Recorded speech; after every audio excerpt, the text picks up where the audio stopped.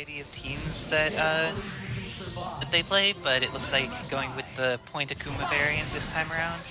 And KJ gets caught by the jam session, but gets more chances to live, gets the confirmation on Akuma, and Shell Kick is such a ridiculous button. It's one of the few things that has a power level warranted by its inability to be cancelled into things on whip or hit properly until the landing cancel. And Akuma is already vaporized.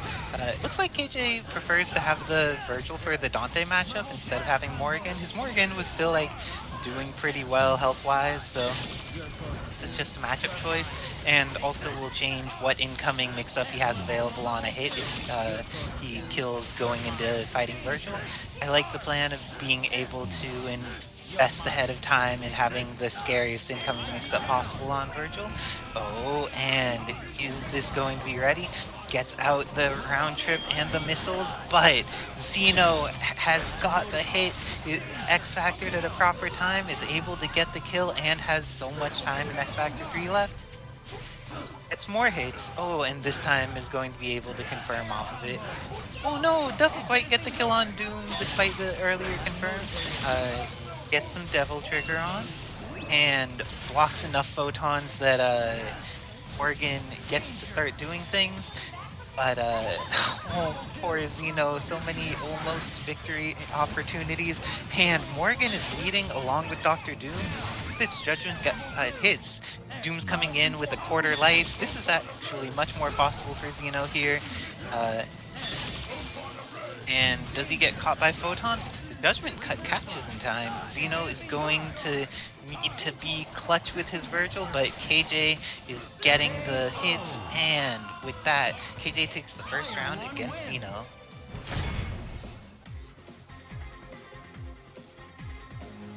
And let's see, Morrigan backing up, and this time Xeno starting Dante instead of Akuma.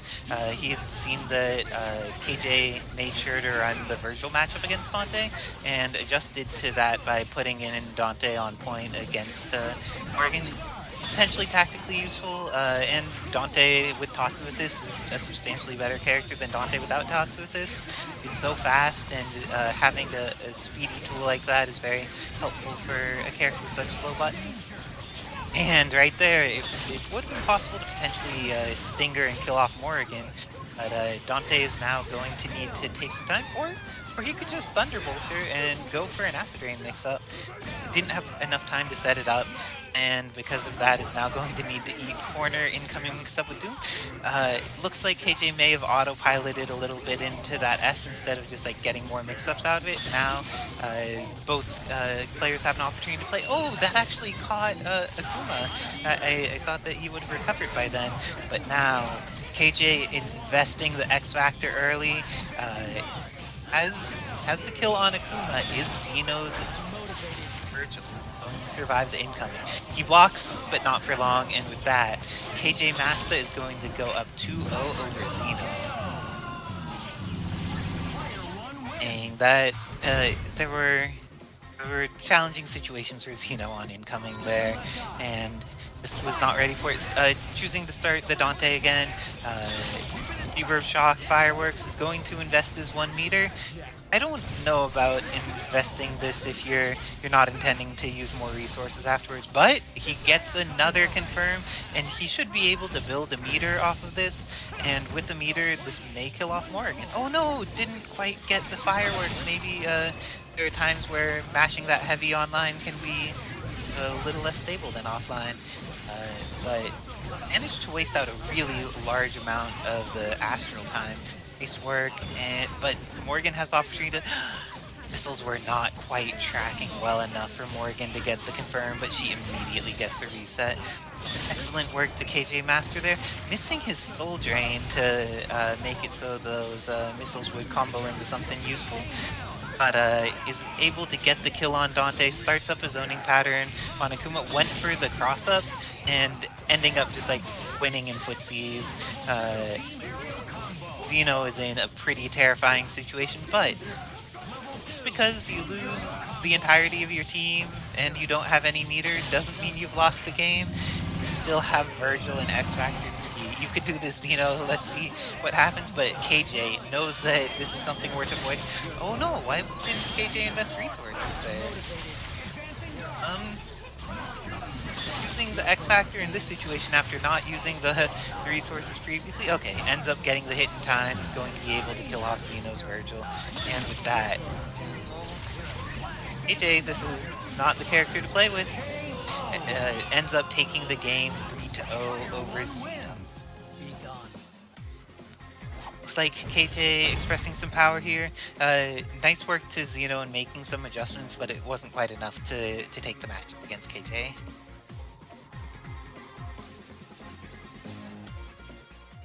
Main key to get the unblocking here.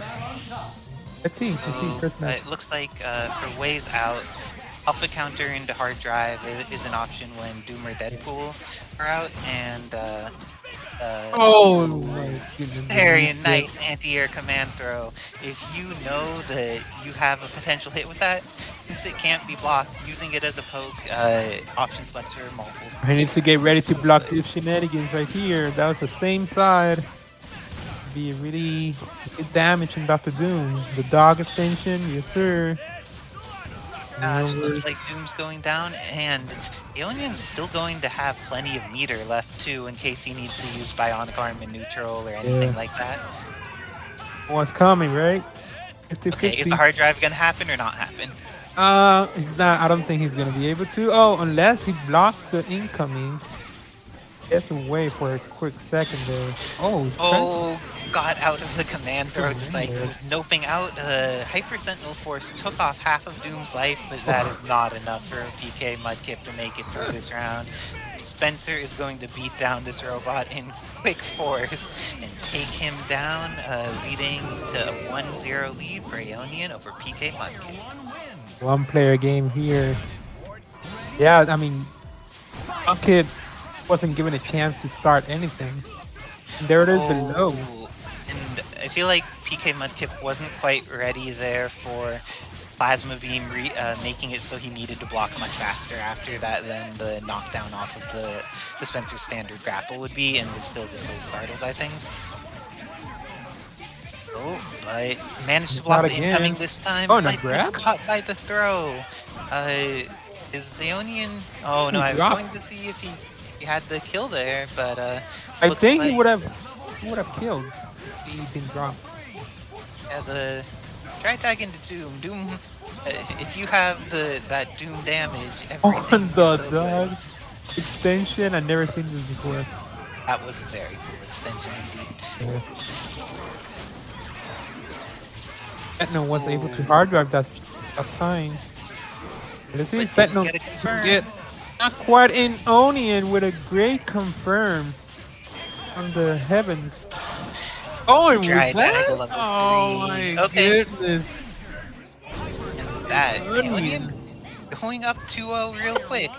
Mudkip is going to need to make some adjustments in order to handle this beast.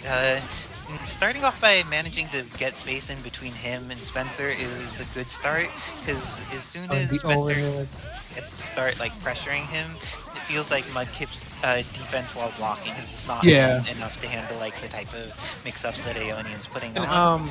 And he started pretty good by throwing grenades and putting some guns out there, but then once Aonien got in with the Spencer, he goes in. Really hard to push him away.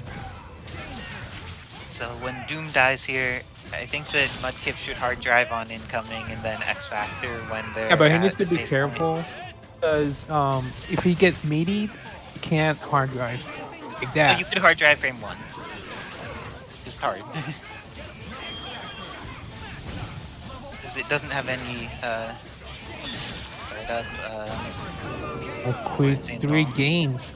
With that, Aonien taking it over PKMudkip.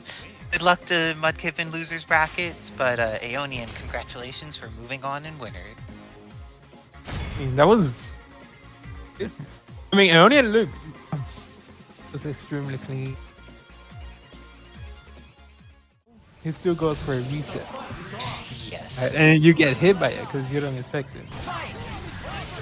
Let's So see. Yuli There here it is. getting that first hit. Looks like Yuli's going to probably kill off Cap.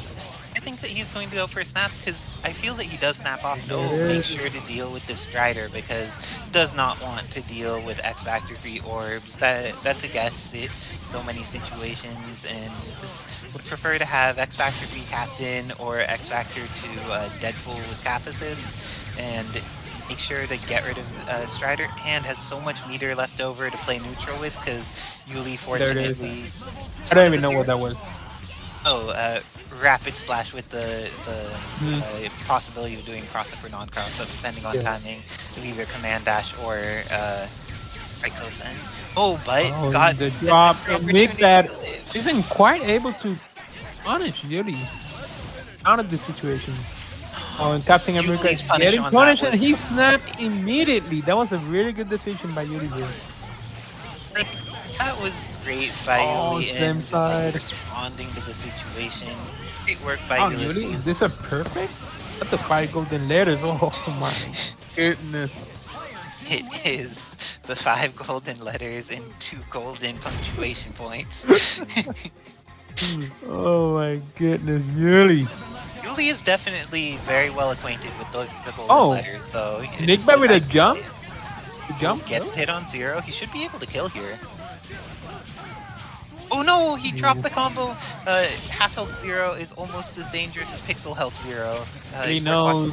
Oh. The Captain America, whenever they miss the charging star, they usually go for some super afterwards, and he was patient enough to block it.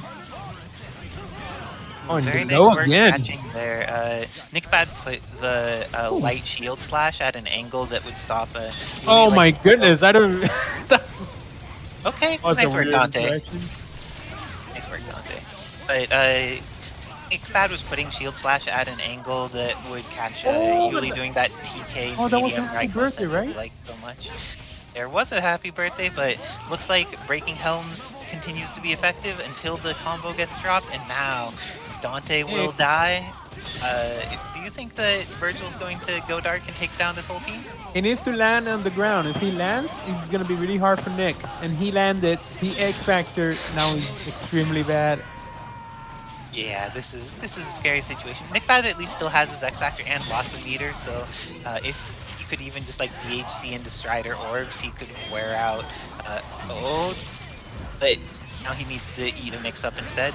Like, in that situation, if you have 4 meters and you could DHC into orbs, that's going to take out a decent amount of Vergil's X-Factor time. You get so X-Factor is gone from Vergil. And he... he tried the orbs and got hit! No. Oh, all his meter is gone! Yeah, I think he did. Oh, he went for a reset. You know, that's the type of thing you were talking about with the resets. He could have killed, but he still went for a reset. But I mean, he still got the W, right? So that's not him. Oh, and the overhead. Those hits, though, and really shows that either his Zero, his Vergil, he has lots of different threats on his team, and wants to make sure to get rid of what he sees as the biggest threat on NickBad's team. Goes for that early snap again in order to get rid of Strider. Definitely the decision here, obviously Strider is here in a 50-50 all the time whenever he can mess up with the orbs. But that doesn't really matter now. Deadpool. See if Deadpool makes something happen, and nothing. Rain traps. Deadpool hasn't been able to do anything in these 2 matches and 3 in this one. Well, he's coming in some scary situations, but Yuli's team being intact is a scary enough situation on its own. So is going to lose Deadpool and have to try and do this with X Factor 3 Captain America. That's what? He got hit by midi lightning from full screen.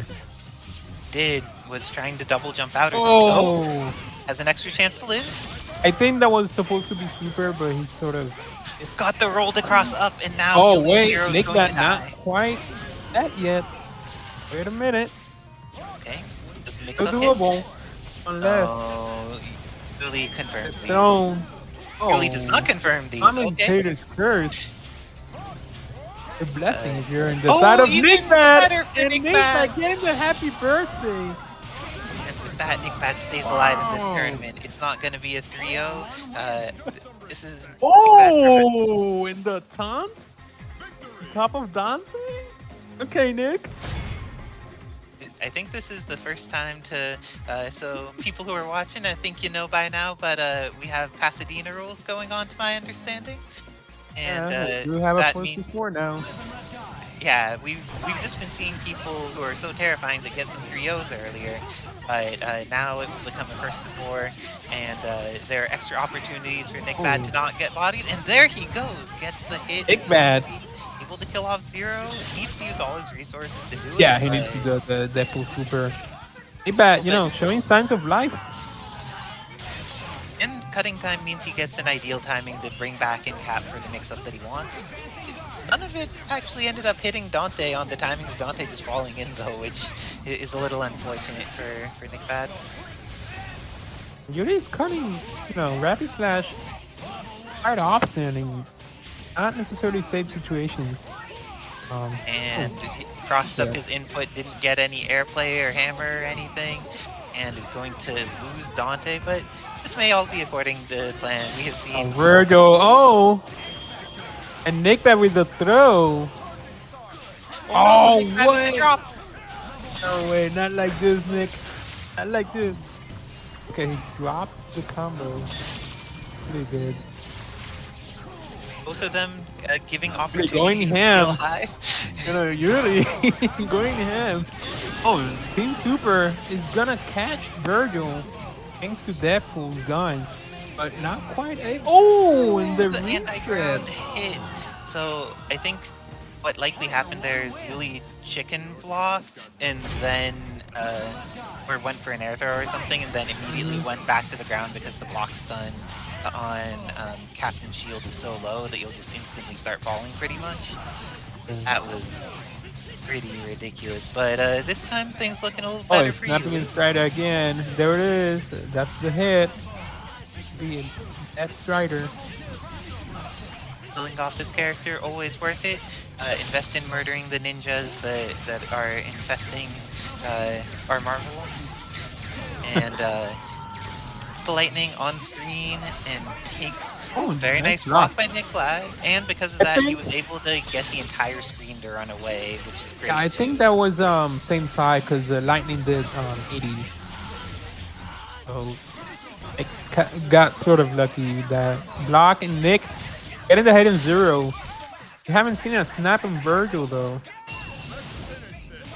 Do you think that his captain Deadpool have what it takes to make sure that Vergil's mixed up too hard to doesn't get to start to play? I don't think with Deadpool is gonna get hit by those bullets. Don't get double trigger there because now he goes no meter.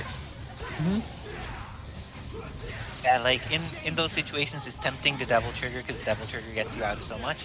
Well, I guess if you hit with enough thunderbolts to take down 60% of Cap's life just by double. Oh, nice punish from Vergil. Like I said earlier, he's caught Vergil in very risky situations. Sometimes on safe situations. So NickBad was pretty much aware of that call. This is not there. It was pretty good. Well, it's gonna be an X factor. I don't think it's gonna kill. Yeah, it'll kill. Oh no, not if he drops the Oh, and the grab. NickBad. And Yuli is almost out of X Factor. I wonder if he did super purposely to waste X Factor time on Vergil's side. Oh, and the overhead! That was really fast. That overhead was really fast. NickBad going up 3-2 against Yullizhez after it looking so bad for the first 2 games. That's almost a top there. Nick up 3 games. And in multiple of those, he lost Strider too, so it wasn't like, oh, he got a dark character comeback. It was like continuing to it was a fair play decision. Yeah. Oh, and there it is, the Tiger Knee Lightning, the Yuri special. Oh, and it reset. And he gets more and more mix-ups because Zero is always mixing just by doing what he does, and Yuli does it quite well. So, when you live this way, it was really bad. That was same side, I think. But this time the setup is different because he had been snapping in Captain America and then using that to kill off Strider. Captain America had actually been much more of a problem than Strider has been in any of these matchups. Let's see if NickBad can make that a change and put in work with Strider this time. He's going to be able to kill off... oh, not quite over! Vergil! The hard tag through Vergil this time. Nick was sort of ready, although he wasn't, because dropped the super. Vergil gets to play and gets to the other side. Factors is going to be able to kill off Deadpool swiftly, has the mix-up available on Strider. No meter. This is that Strider is really bad for Strider. Even if he blocked, he didn't have meter for orbs. Oh wait, he's still alive. But this is Strider, he just dies from just staring at him. And moves on to the final game. 3-3, Nick? Hanging it up against Yuli? But Yuli tying it up against Nick. Yeah, rather, yeah. Like, Nick had almost made that reverse 4 sweep that he needed, but let's see if that's what he gets. You know, we haven't seen any Party Star. You know, that's something that Captain America needs to put out there so you respect him, right? There it is. As soon as he say that, he does it, but not quite at a range that works out for him. And this time, Captain America's eaten a lot of damage through chip and had more opportunities to play the other times, but he's already down to and the punish from Vergil. A lot of damage, not quite able to kill Vergil. Let's see Yuli of Jancis in his pit now instead of Vergil. Oh my goodness, that was almost a great conversion. Yeah. It is. With that, Deadpool is going to die. Vergil has so much time for his red life to come back. Summoned as Nemesis, so it'll take a little bit longer. But he decides to kill Deadpool instead of snapping his Strider. Oh, there it is. Never mind. Oh, and the Tiger indeed. That was really hard to block. Okay. Yeah, there it is. Although at that, at that time, I admit he maybe didn't mean to reset. He just went to side switch combo, but still getting the hit. And Captain America is gonna die here.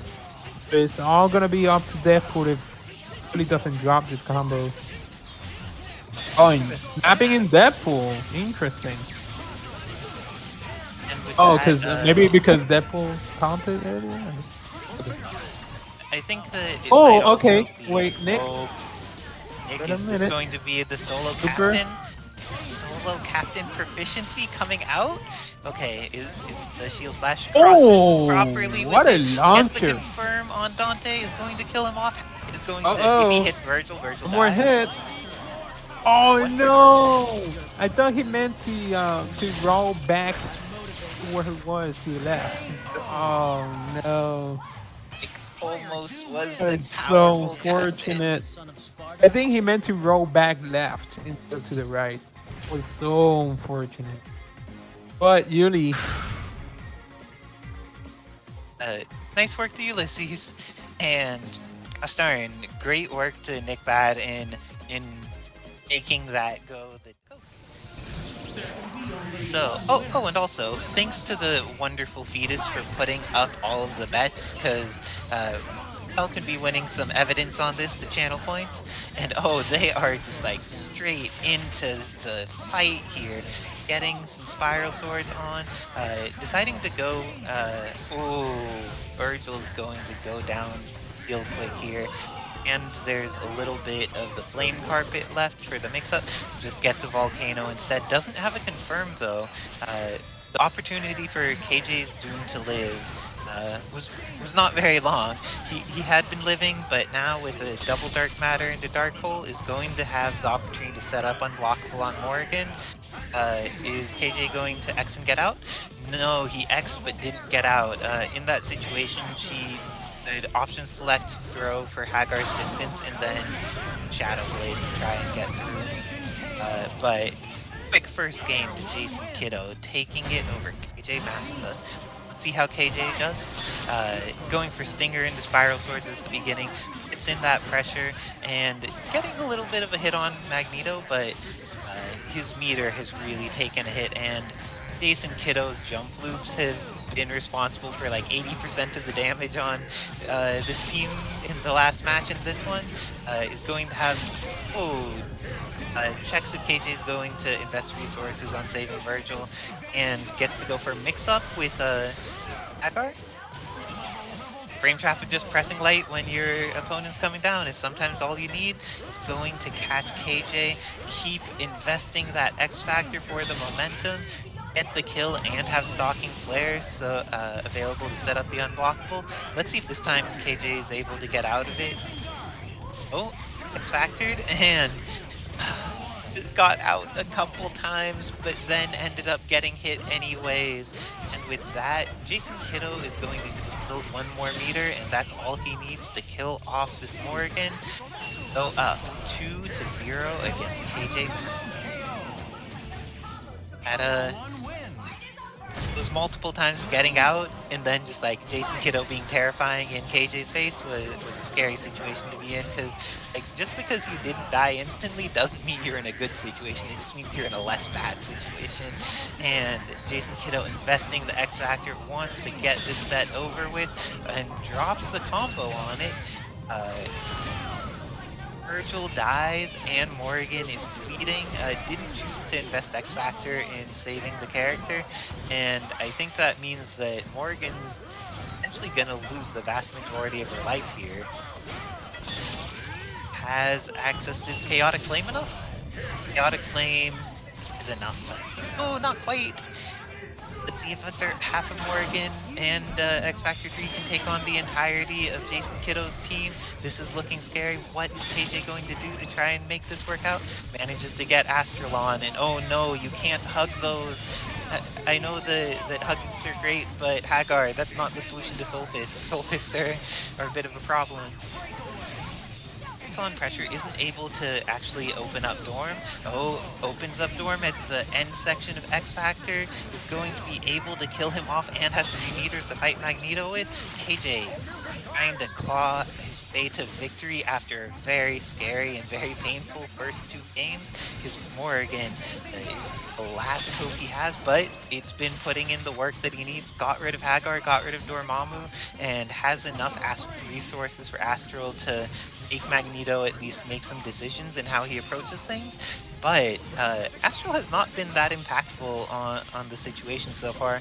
Jason's been doing a great job of running away, and KJ has not done anything that stopped him effectively, but was able to get him to burn the guest gravity squeeze, and that's pretty good. KJ will need like a very, very optimal combo if he gets hit. No, he ends up dying.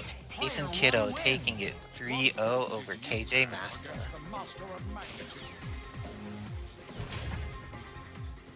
Very nice work to both players, but Jason's moving on in winner's bracket, while KJMasta is going to...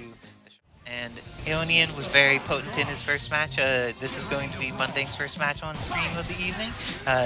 We are going to see whether the Spencer in the middle or the Spencer in the front is able to take this on.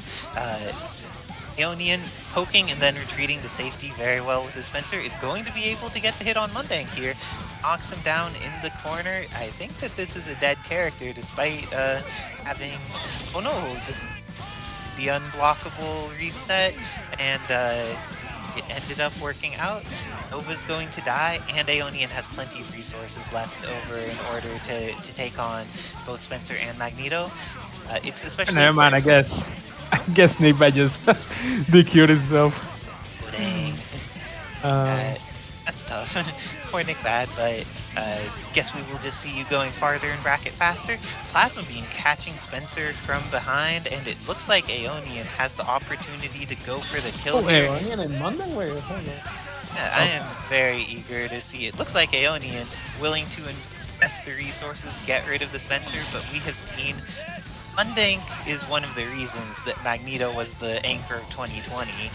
Let's see if he's able to do it again, because Aonien has quite a lead, all the resources he needs. Oh, and there it is! Just like you said. Oh, and the backstage is still confirmed. That was part of the setup, he says. It was part of the setup. All part of the plan. Unblockable. But not quite, but still got him with the concept. Mundank. Think good at the scramble? and hits Aonien with the magnetic blast, kills off the gravity. Aonien, it looked so good that entire match, and then Magneto came in and things got bad. It was like you thought the problem was in your face, but then there was somebody in the back waiting. Alright, so Mundank gonna be able to kill here. Oh, that was 100% think that was side. It's 100% side. Goes for the unblockable setup, and off of that is going to be able to kill Nova. I think no, you can't kill anyone if you drop the combo. And with that, yeah, I guess I'm gonna play next. I thought he'd be cubing. Good luck again. You got this. And Aonien has gotten some RNG that is not necessarily in his favor. Grabbed some beer and some sunglasses. That's not the evidence that was needed, but is getting some jump loops on Spencer here. Let's see what he does with the time he has available. Oh, the bionic arm into gravity squeeze. Does Mundank have an ideal follow-up? Doesn't, so there's going to be more opportunities for Phoenix Wright to play. It looks like Mundank feels relatively comfortable with letting Phoenix Wright live long enough to get some options here. This time he doesn't have all those resources on deck he did last time for supporting Magneto. Is going to be... Ooh, Aonien should be able to kill off Magneto here. And what's he able to get out of it? Is Phoenix Wright going to get the resources he needs? Because he had some bad evidence still stuck in the docket before. Decides to just leave Spencer in for the mix-up in the mirror. And that standing light, I have no idea if that was cross-up or non-cross-up. Actually, I think it was cross-up, but not by very much. That was pretty terrifying. Aonien showing that, well, that first game he had momentum for 80% of it. He needed momentum for just a little bit more in order to take the set. And tied up 1-1 is getting some pokes in against Mundank. Both of them scrapping pretty hard here at the beginning. But the slow overhead still opens him up. It's one of those things that in the chaos of the moment, people get hit by. It's pretty intense, and Nova's going to die here. And Aonien has the incoming mix-up available. Very nice work. That was a lot of advanced guarding by Mundank.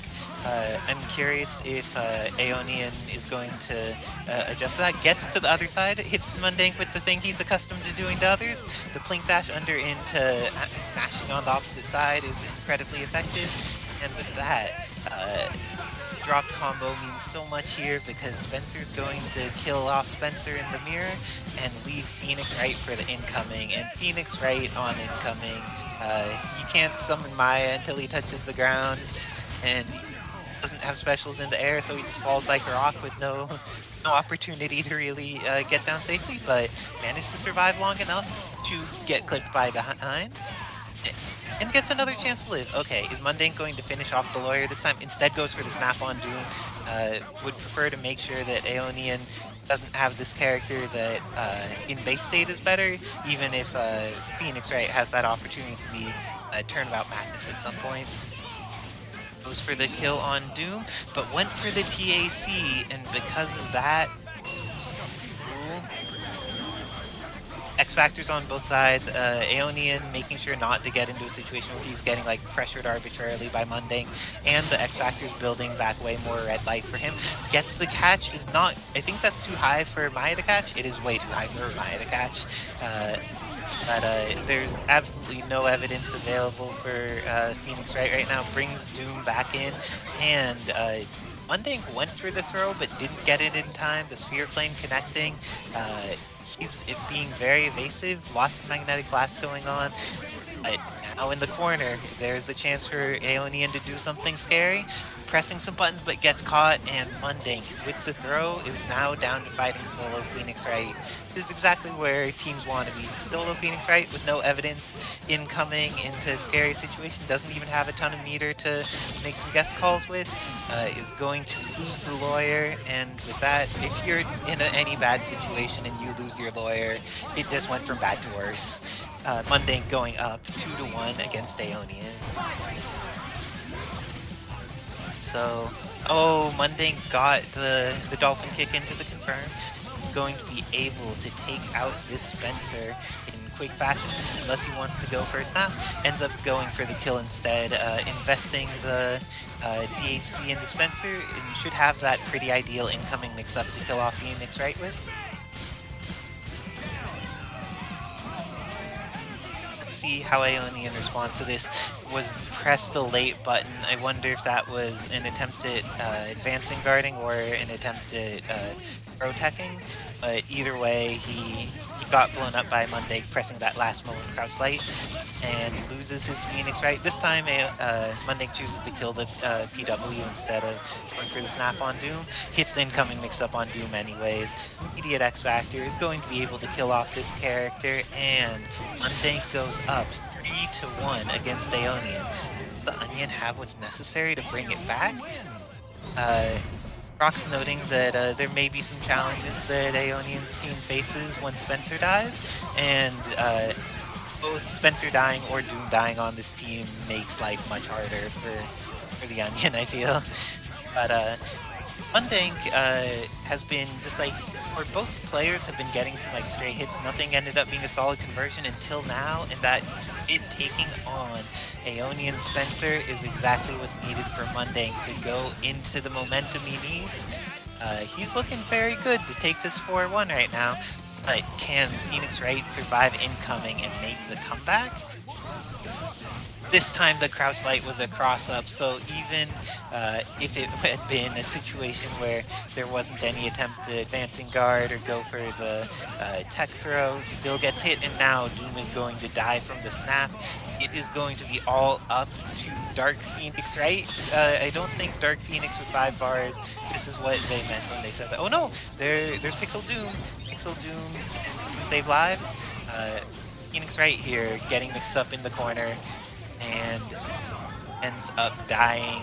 There's only a Pixel of Doom and X Factor 3 available, but now there are 0 pixels of Doom and nothing. Mundank takes it over Aonien 4-1. Nice work to Aonien in a lot of the TAC, both happening within the same initial hit confirm. But let's see what types of situations they have the opportunity set up. Oh, and it looks like Slotham's trying to promote their YouTube, so if you want to check out their stuff, YouTube Slotham. But throwing out those missiles, both of them just like getting missiles on screen, and the missiles are connecting, but they are not converting off missiles into a dead character as they would desire. This time, getting more harmonizers is a huge deal. 5-lot ham Slotham is going to get the hit here, goes into the power of the Nova Force and kills off Magneto real quick. Has time to go for the hard tie with the back. And that mix-up, was that cross-up or not cross-up? Y'all just don't know. Escalante is going to need to eat this, but as stated, sometimes Slotham uses X Factor and then goes for TAC, where like he could have just hit into power of the Nova Force there, but sometimes being greedy for meter will get you punished. And does this in that situation, Morrigan needs to do that and then X Factor, because Shadow Servants are projectiles and will get blown up by the...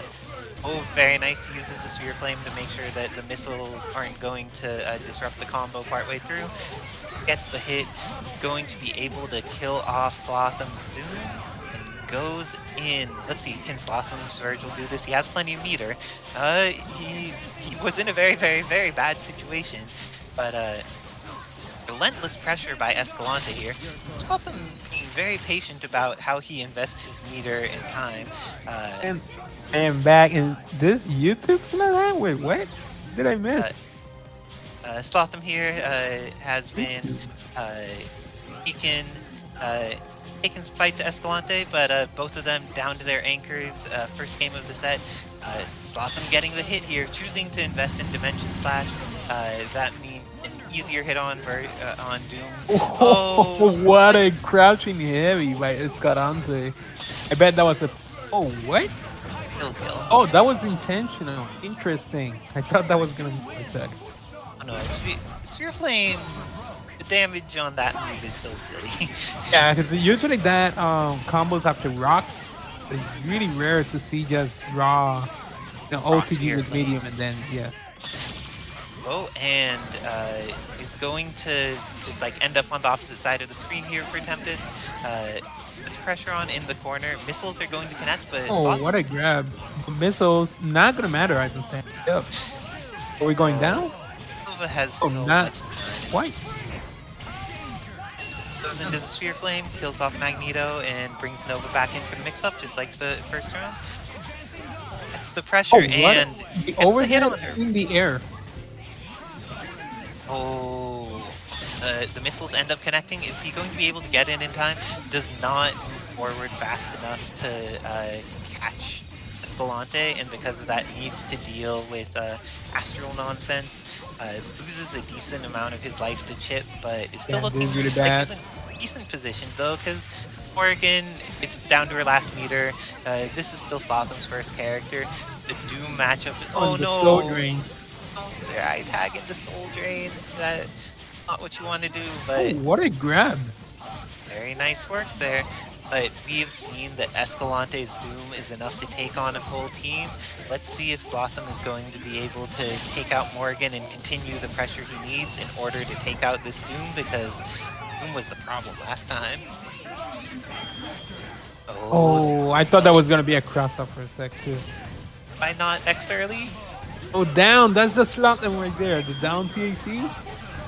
And level get 3, foot but dived Ninja in the face. This is the thing, you can't Oh, let no. Escalante's Doom live. Oh, what a grab. Yee.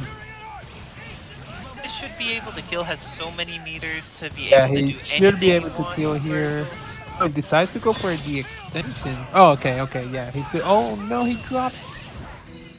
You need to be careful with the level 3 and get X. Escalante. That was so many additional hits that Slotham took when he could have killed so many times. But he got those hits each time, and that's what you need sometimes, is to be well prepared for when the challenges come up. And this time, Escalante managing to get so much started, but that single missile enough to dissuade him from going any further. Oh, the heavy Centurion. Whatever was it? The rocket punch. Rocket punch is very scary. And ends up going for the setup for on roll, but it's a hit on Doom. Could have done the soldier and loop, but I don't think Escalante have labbed those loops, the soldier and loop. To channel his inner rock mode or JasonKido in order to get the power up. Yes. Be labbing those as well for me. And 1 or 2. Oh, and Magneto was pressing. Crouching H. Blocked the first mid, blocked the second low, did not block the third low, and with that, Escalante loses his Magneto. And let's see, it's all up to solo Doom again. Or mix. Oh, and we've seen that Escalante's Doom pressure in the corner. Oh, and the foot dive on the back of his neck. And with that, it looks like 5 Lot Ham is going to go up 2-1 over Escalante and take the lead in this set. Well, off 2 games against Escalante. That's a hard thing to do, so very nice work. It is. The missiles are going to save him. You know, he has beaten Mundank, he has beaten, I believe, Coach Steve, Libero, so Escalante's no slouch against this no matchup, but them somehow is making it work. It's not much about Noah, it's just the grabs. The grabs is what gets Slotham started with any character. The grabs are scary, but Nova is dead, and Magneto has a good incoming with missiles. The foot dive, of course. Oh no, the snap and Doom instead of Magneto! Oh, unfortunate. That was the correct... Yeah, that was the correct decision, except there was the assist there. Oh, and Shockwave Patches is invest the X Factor for the finish. Yeah. Very nice work by Escalante. If you hit Vergil there, make sure that you have at least what a confirm with X Factor for the kill. That Escalante ties it up 2-2 real quick. His Morrigan X Factor coming in to save the day. And the thing is that downward dash with medium is really good because he just reaches so far and he's still on an overhead, so you really have to guess at the situation.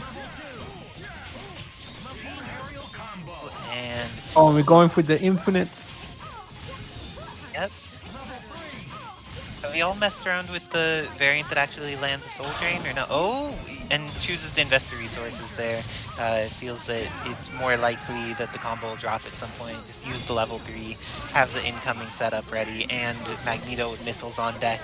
Manages to avoid the foot dive and get the launcher on the punish for it, but doesn't confirm it into a dead dude.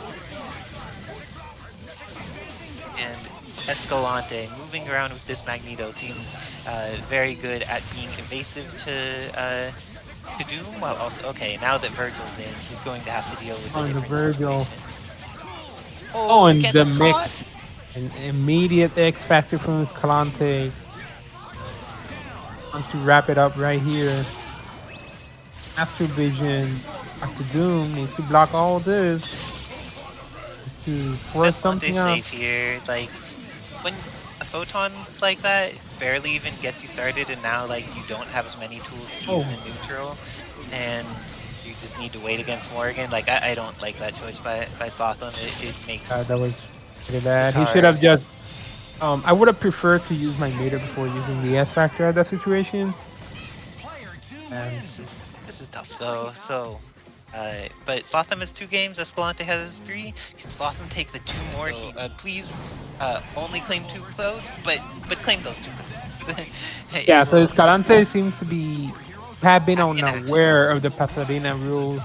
Of course, you rarely see Escalante in the WNF server, so this may be one of a few times, if not the first time, he participated in this. So, well, he's played, but he often plays sub teams instead when he's on the playing through all that lag. Had been playing a lot of his like Morrigan, Vergil Strider and stuff like that. Oh, but Escalante. On the miss, you don't want to miss Nova. This is going to be the kill on Doom. Potentially has all the meter available, but since may go for a THC though. The drop.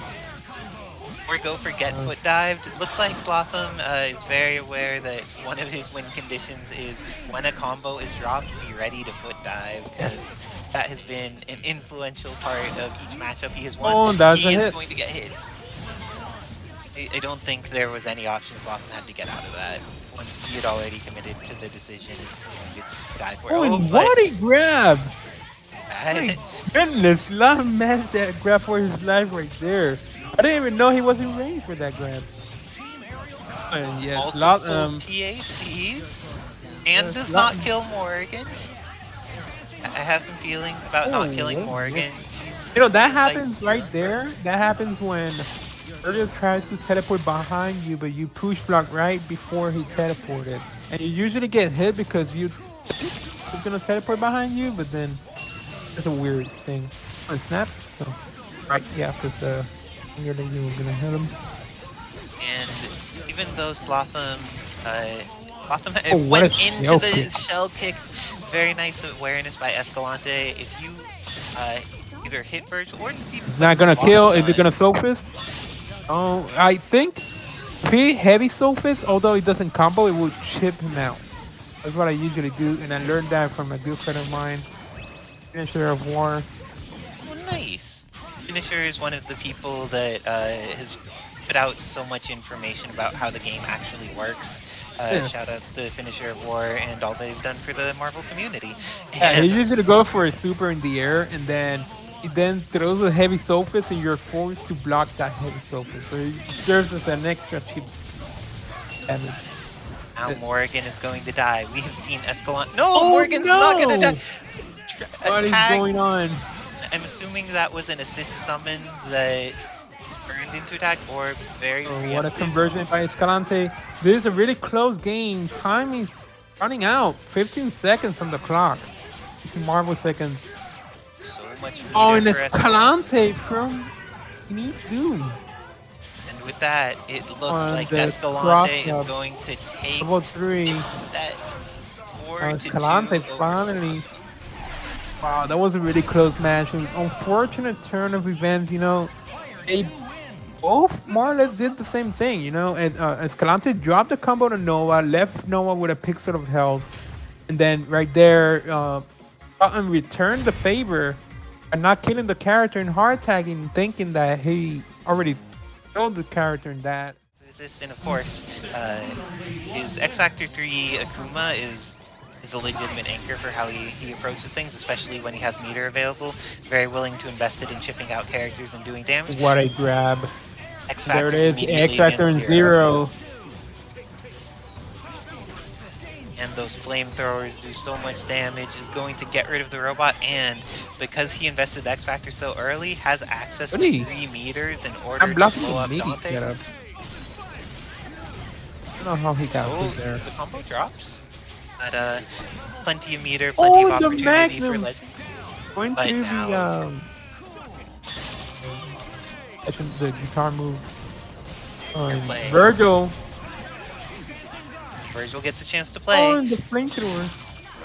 Vergil trying to look for a way out, but Legend not letting him out. Oh, and Vergil gets out. Vergil, so many opportunities to live here, but his X Factor's running out, and Living Legend has a decent amount of health on his team. I'm genuinely impressed Legend didn't go for a grab there. And he did block properly there. Is going to leave Yuli with such a tiny fraction of Vergil available. And he has multiple things on his team that can just like work off of chip. But Akuma is one of the low life entities that actually could get taken out with the amount of resources Yuli has. So all Legend has to do is just so now Yuli doesn't have any meter. I mean, yeah, that's pretty much it. At that point, there was nothing Yuli could have done, you know, besides throwing the round trip, judgment cut full screen. Eventually, Legend was gonna get punished. But Yuli, get better for Yuli. Gets the momentum on Chris and immediately goes for the snap. Oh, Wesker. I also would have thought Akuma was the snap choice because like Wesker's a problem. Well, the thing is, though, if you kill their point character, you still get the same mix-up on the character in second. So when you're playing Zero, it's just worth it if you don't snap the second character, you just kill the first character. But Yuli's the one who's in this bracket and winner's side still. Let's see backdashes to make sure that the scene option select throw that was coming up not going to kill him off, but amazing confirm there for Legend. Now, Zero has lost so much life, but he has X Factor and Sogenmu. It's really bad because he has no more Vergil. He's gonna kill him. Oh, he didn't confirm off of it. Oh, and the counter hit. Okay, can Yuli's Dante do this? Oh, that's how it starts. No, that's not how it starts. I mean, he backdashed further away. He was not near Chris, so the backdash didn't work. So the level 3 is gonna hit. Gonna be able to quite kill, but has access to, if he could lock down Yuli, just DHCing into Akuma is going to get rid of him. Oh, just got the shot with the jumping down heavy. Didn't even that level trigger is not as good as Vergil, for sure. Living Legend trying to make sure that this ends before Pasadena rules go into effect, and he has been getting hits with Zero and then not killing characters. This is not recommended. But this is what he had earlier. He did hit Chris, but he wasn't able to. I mean, he snapped in Wesker, the Akuma. Unless he snapped in Wesker by mistake. See if we're gonna see Wesker. Yeah, this time it's Akuma, so that has to be a mistake. Maybe he pressed the wrong button earlier. Very possible. And something that's also very possible is even though Zero did that and was left with essentially 0 meter, he built it all back up in hitting Akuma and has a little bit left in order to have the Oh my goodness. It was a immediate setup into a cross-up into another cross-up. That was kind of disgusting. Nice work, Yullizhez. It looks like Pasadena rules are very likely to go into effect, but we say that when Living Legend, he doesn't have Akuma for anchor, but he does have Chris in 5 meters and X Factor. Oh no, he doesn't have any of those things. He had Chris in 5 meters and X Factor. Let's see, our first to 4 now. Yullizhez looking a lot cleaner than the past 2 games. You know, the difference here was he snapped in Akuma. That was the main difference. Yeah, Got the hit. snapping in Akuma instead of Wesker, great decision when fighting Living Legend. 100%. I mean, can't really got the get hit with Haggar. Okay, so let's see. Flame Grenade doing work. You could potentially punish here. Oh, not quite. He decided not to punish, maybe. But getting some pokes on Chris. This is a scary situation. Oh, Chris pressing some buttons, and Chris, also pressing like that S. But yeah, Dante's kind of bleeding. Let's see what Yuli does. And calling assist, calling jam session. It's always tempting to summon jam session because it's just so powerful defensively. It also lets you change situations into. Time goes for the punish. Was kind of scared for the air grenade. Is going to be able to get out of the corner. Wesker gets his glasses off and it crosses up. Very fortunate for Legend and very unfortunate for Ulysses. Oh, what a meaty setup. I don't know why Yuli came with that move there. Hammer has some invulnerability on it, but it's not very long and it's late in the move. But Yullizhez Vergil gets to touch the ground and gets Devil Trigger and X Factor activated. Oh, and that's a kill. Legend good about activating X Factor. He doesn't leave those things up to chance. Gets rid of the character at the. Should be more than enough. A Phantom Dance mid screen with a couple grenades thrown in there. It'll do the job. Raw high time. So it's looking like Legend is pretty prepared for Yullizhez here. Let's see what adjustments Yullizhez can make, because he's had some moments that have looked good, and the game he won was just momentum all the way through.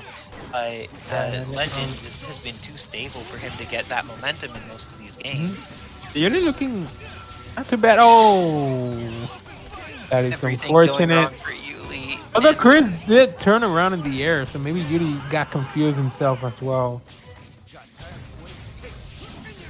Oh, the hit with Dante. Nice okay. Should build enough meter here that as long didn't let the dash go for long enough. That's really unfortunate. This has been a lot of things that are just like really unfortunate for Yuli. And Yuli just testing all the moves here. So something works. Oh, is Chris not like that yet? And manages to DAC into Wesker. Okay, Wesker is going to get a chance to fight as much as he wants, has access to Akuma, has access to Chris, so whether he's mid-screen or full screen, has some tools. Going for a very aggressive teleport there, gets the confirm on Dante, and Vergil is going to get snapped in this time. Yuli getting Devil Trigger on, should have the confirm here, and this is a scary situation. Oh, goes for the snap on Akuma and kills him off in like less than 4 Marvel seconds. Poor Akuma does not have the life to get that, but he did not make Chris block jam session and gets the hit. This is going to be the end of Vergil, and Living Legend has plenty of X Factor for just like making Dante's life frustrating. Phantom Dance's tracking depends on whether the character was in, so it looks like Living Legend mixed up using that, intentionally setting off the triple hyper early so that the tracking would be in a weird space that doesn't let Yuli see where he's getting mixed up. Nice work to Living Legend in that set, and nice work to Yullizhez as well. But the K-Surface are used to swap who's where. Dormammu versus Magneto on point. Dormammu managed to get away, and this is very helpful because his buttons, like Dante's, are a little slow, but being able to just like dismantle projectiles.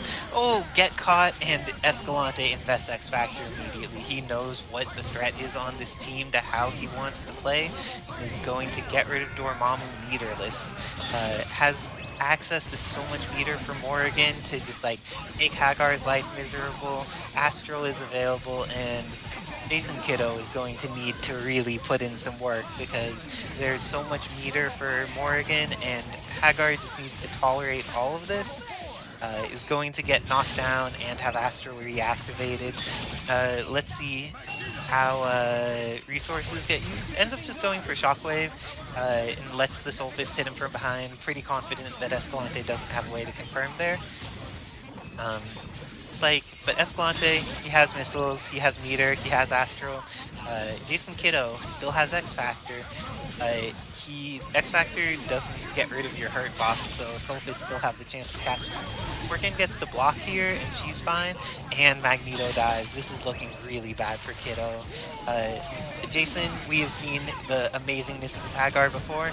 Oh, but he needs to get started for that, and this is what Escalante does to make sure getting started doesn't happen. Goes into Shadow Servant, goes into Shockwave, then DHCs into the Photons for the kill on Haggar. Nice work to Escalante. The really good use of the initial X Factor as soon as he touched Dormammu, got momentum, turned it into what he needed for the lead in the other matchups. And now is getting the hit, decides to use the X Factor on the start Magneto. Let's see if this momentum gain's also what he needs, because last time he used this as an opportunity to get Astral started, but this time X Factor's out, but Magneto is still in, and Magneto's getting caught by Haggar. The missiles are going to stop this, but Dormammu now in with Haggar assist and X Factor available. No meter, however, to get out a safe way. Is going to need to tolerate Astral, doesn't have any hands available. Missiles on screen, just making this X Factor time wear down. Escalante went for a double soul drain there that both of them were just slightly too low to work out, and there's no X Factor to get out of this. Escalante goes for the slow punish, does not get it, and now we have seen Jason do work from this position many times before. Morrigan is going to get knocked down in the corner. Haggar has the meter, doesn't invest it. Instead, DHC into gravity squeeze, catches Jason. It looks like his Haggar still alive, but is going to be able to get out alive, giving the opportunity for Dormammu to get Stalking Flare on screen and get those hits on Magneto. Catch Morrigan a little bit too. Has plenty of opportunities to make it with this match, especially now that X Factor is gone for both teams. Magneto's bleeding pretty hard, so there are some situations where it may be possible for, oh, Stalking Flare got cancelled by the missiles, and with that, Haggar is dead, Dormammu is bleeding, but okay, Magneto with that pixel. And very nice work to Escalante, finding the opportunity for Dormammu to... oh no! I had thought it had been a great opportunity, but now Morrigan's in. Oh, she still has enough Astral. This is okay. No meter left on JasonKido's side. It was incredibly important there. Can't just punish things with Chaotic Flame. This is looking really good for Escalante. Goes up 2-0 against JasonKido, taking a very distinct lead. The game 2 was a lot closer than game 1, and this time JasonKido going to the third choice for who he wants to have on point. Puts on Haggar this time, started with Dormammu, it didn't work. Oh, but Haggar, the Escalante dropping his combo while investing that X Factor. Heal. Counter hit, headbutt into pipe even when getting hit by missiles. This is looking good for JasonKido and is very likely to make sure that this match... Okay, not investing the resources here. Is going to get Stalking Flare, kill off Magneto. Oh wait, is this going to be an unblockable setup? It's not an unblockable setup. Just putting that pressure on Morrigan and JasonKido's Magneto. So it looks like even though it's a hard matchup, bringing that Haggar in for being on point was what JasonKido needed to change the flow of these matches. Is going to get the Shockwave into the rapid fire punches. See Morrigan's life evaporate, Stalking Flare on screen for the incoming set play. This is looking pretty bad for Escalante. I'm not sure about damage here. Let's see if Jason goes for a TAC or how he approaches killing off Dr. Doom. Oh, maybe he actually just has to kill. Especially because, like, since X Factor is gone, he could chip Doom. Oh, or not even need a chip Doom, just gets the kill in the combo. Very nice work to JasonKido, and being clutch with it. It looks like the Haggar point was actually worked out substantially better than his other two characters. Manages to back Morrigan into the corner and summon Dark Hole in a way to keep a lot of missiles from coming out, but doesn't get to keep them from coming out this time. Morrigan with the opportunity to move forward. Doom assist bleeding a little bit, but there's not really a huge ability to insta-punish Doom that Haggar has.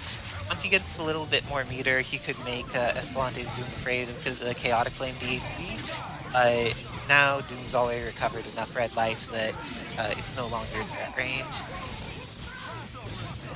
And this is going much slower than either of the games. It's the longest that it's been without X Factor being activated, because Escalante has been very willing to activate at the very beginning of the matches, and this time Jason gets another confirm. Those counter hit headbutts with Haggar on point have been what he needs to take this out.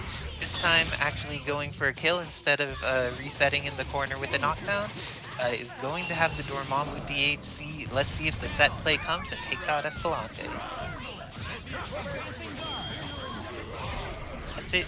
Escalante invests the X Factor into air dash up in order to handle the situation, and Jason also invests the X Factor trying to just beat on Doom a little bit.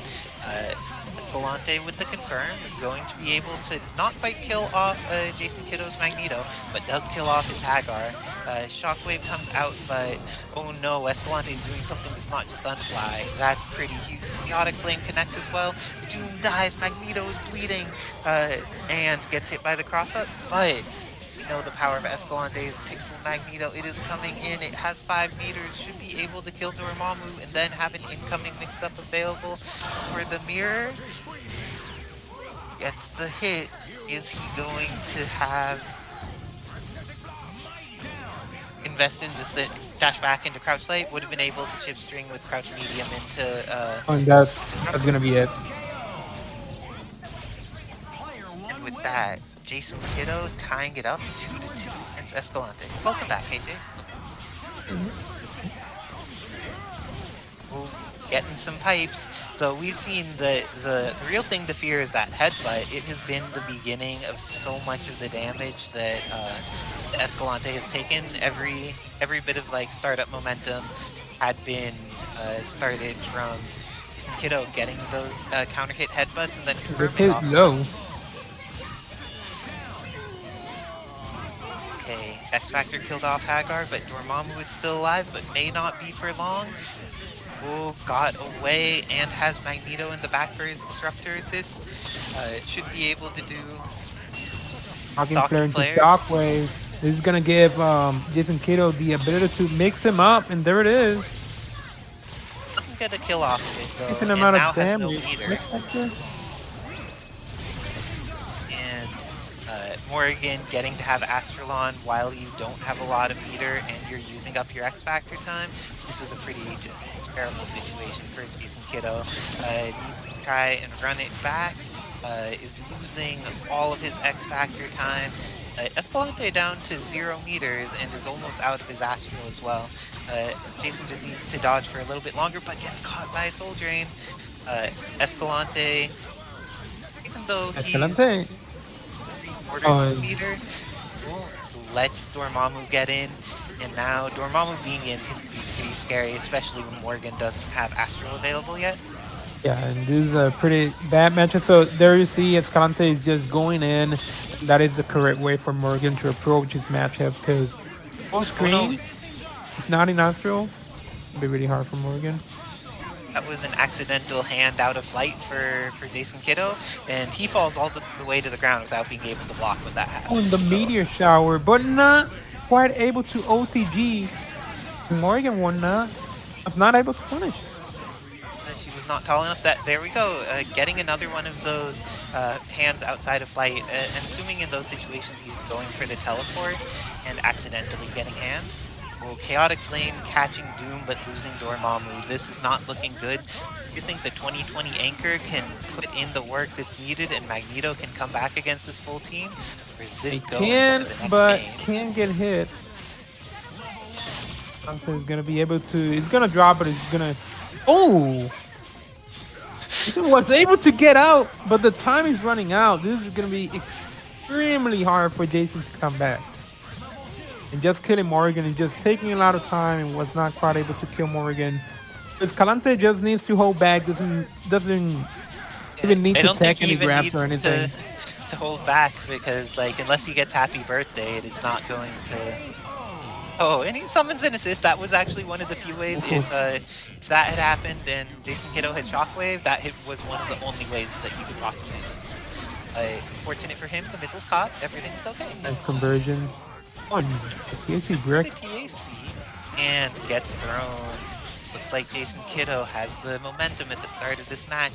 Escalante is very likely to lose Magneto. Oh, it's worse. He loses Magneto and he loses all that meter from Morrigan. Oh, geez. Magneto. Okay, and because of the way this kills, he's going to be able to have hands available for Morrigan. Everything's going to be charged up and good. But Haggar instead. Oh, I think he tried to command grab, but I was so close. I'm not a fan of choosing to put in Haggar against Morrigan without having a setup to avoid fighting. Oh, it goes down. Just getting back that meter that was stolen earlier. Oh, and did that cross up? It looks like it might have.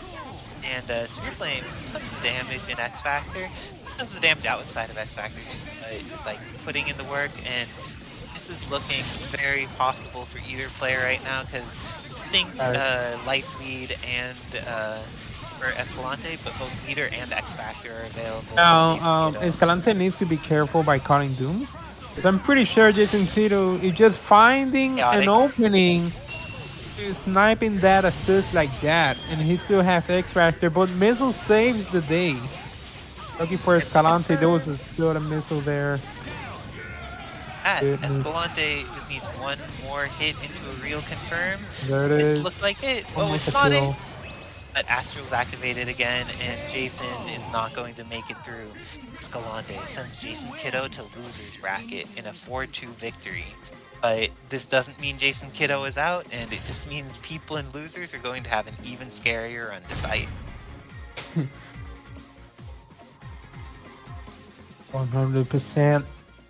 Fighter Life? No. Marvel Superheroes. Yeah, versus Street Fighter. And Chris getting that immediate throw. X Factor. We've seen a lot of Nova. Living Legend where he invests the X Factor. Yeah, it makes sense. He's gonna be the center. It's like this way he has more meter for neutral actions, and he still gets the kill against the classic health character that he's running into. And what a way for Mundank to get away from that situation. You know, he opts it on purpose to avoid the unblockable and was able to punish Akuma.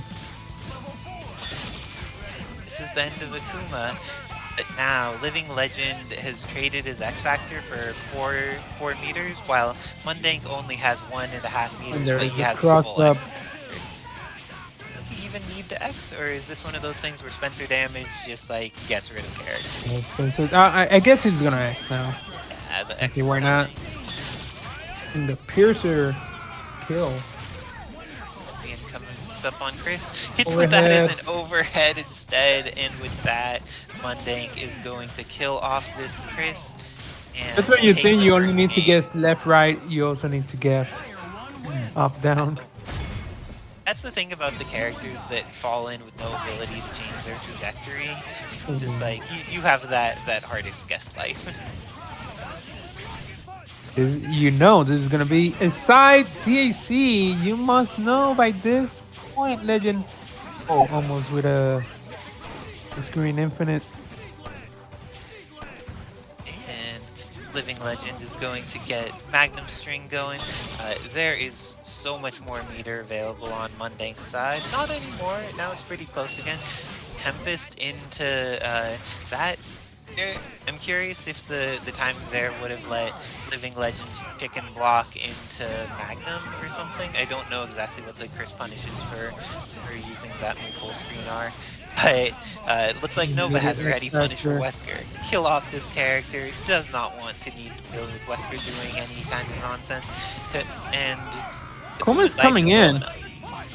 Yeah, exactly. Akuma, there it is. Just one hit is going to be more than enough.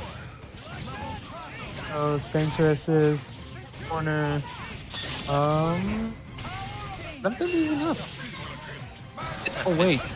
Oh, Yeah, it is not enough. he Yeah, DHC'd because at the wrong point in time. And now Legend has done this many times before. He has an anchor Akuma that could put in work. Ends up going for the fake cross-up. Looks like Mundank getting the opportunity to get out for a little while, just like dashing away.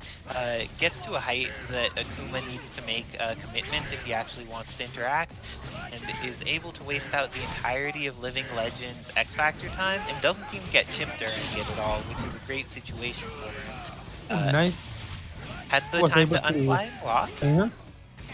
Fortunately, his flight had already finished. And Living Legend going to lose Akuma.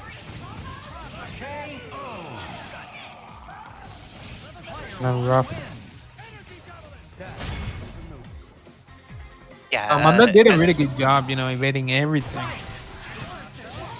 And as Remora is noting, the last hit of the Nova Super does not have the same knockdown properties as the rest of them. Yeah, exactly. Yeah, he needed to do the DAC right before the last hit. When he found it. But this time, let's see what Living Legend does to try and adapt. When he's going to the area to catch Mundank, gets that shotgun blast in, but Chris has lost more in this war of attrition than Magneto has. He's already down to half-life, and Mundank willing to swing. Gets the hit, is going to kill off Chris, and now has the incoming mix-up on Wesker. Just doing things. And Mundank just whiffing a lot of normals there now. Legend. Gonna kill Magneto here. Kill him off here.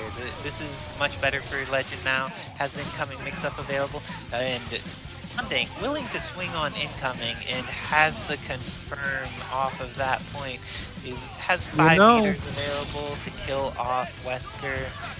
He's gonna kill. He does still have the Nova OTG extension.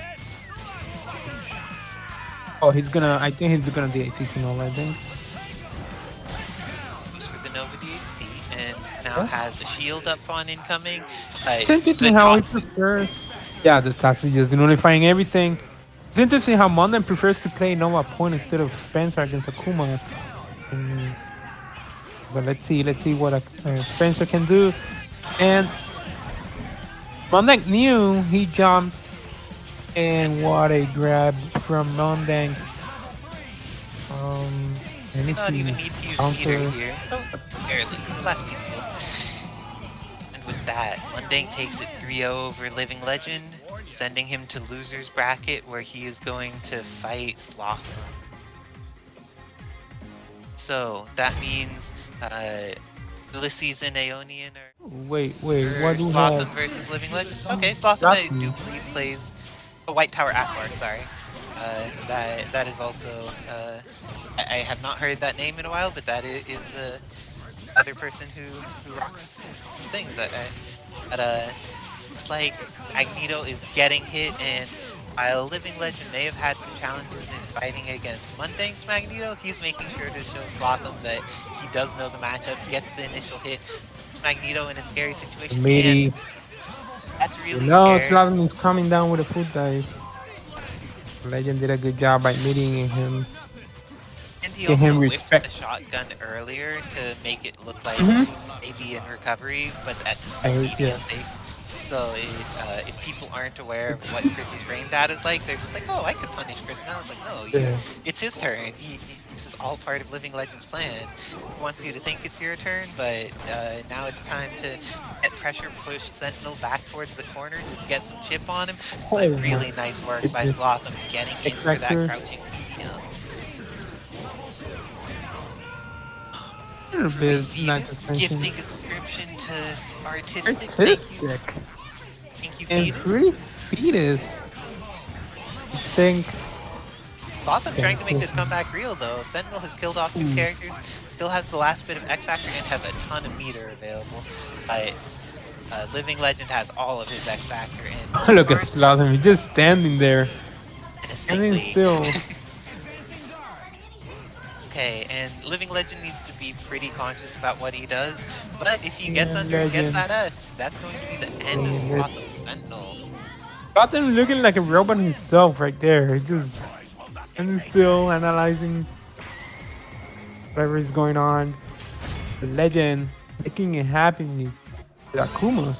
Not speak that evil on Fetus base trip. Fetus is a productive, contributing member of the community and does things to support people who have less resources than them, which is the inverse of the pattern.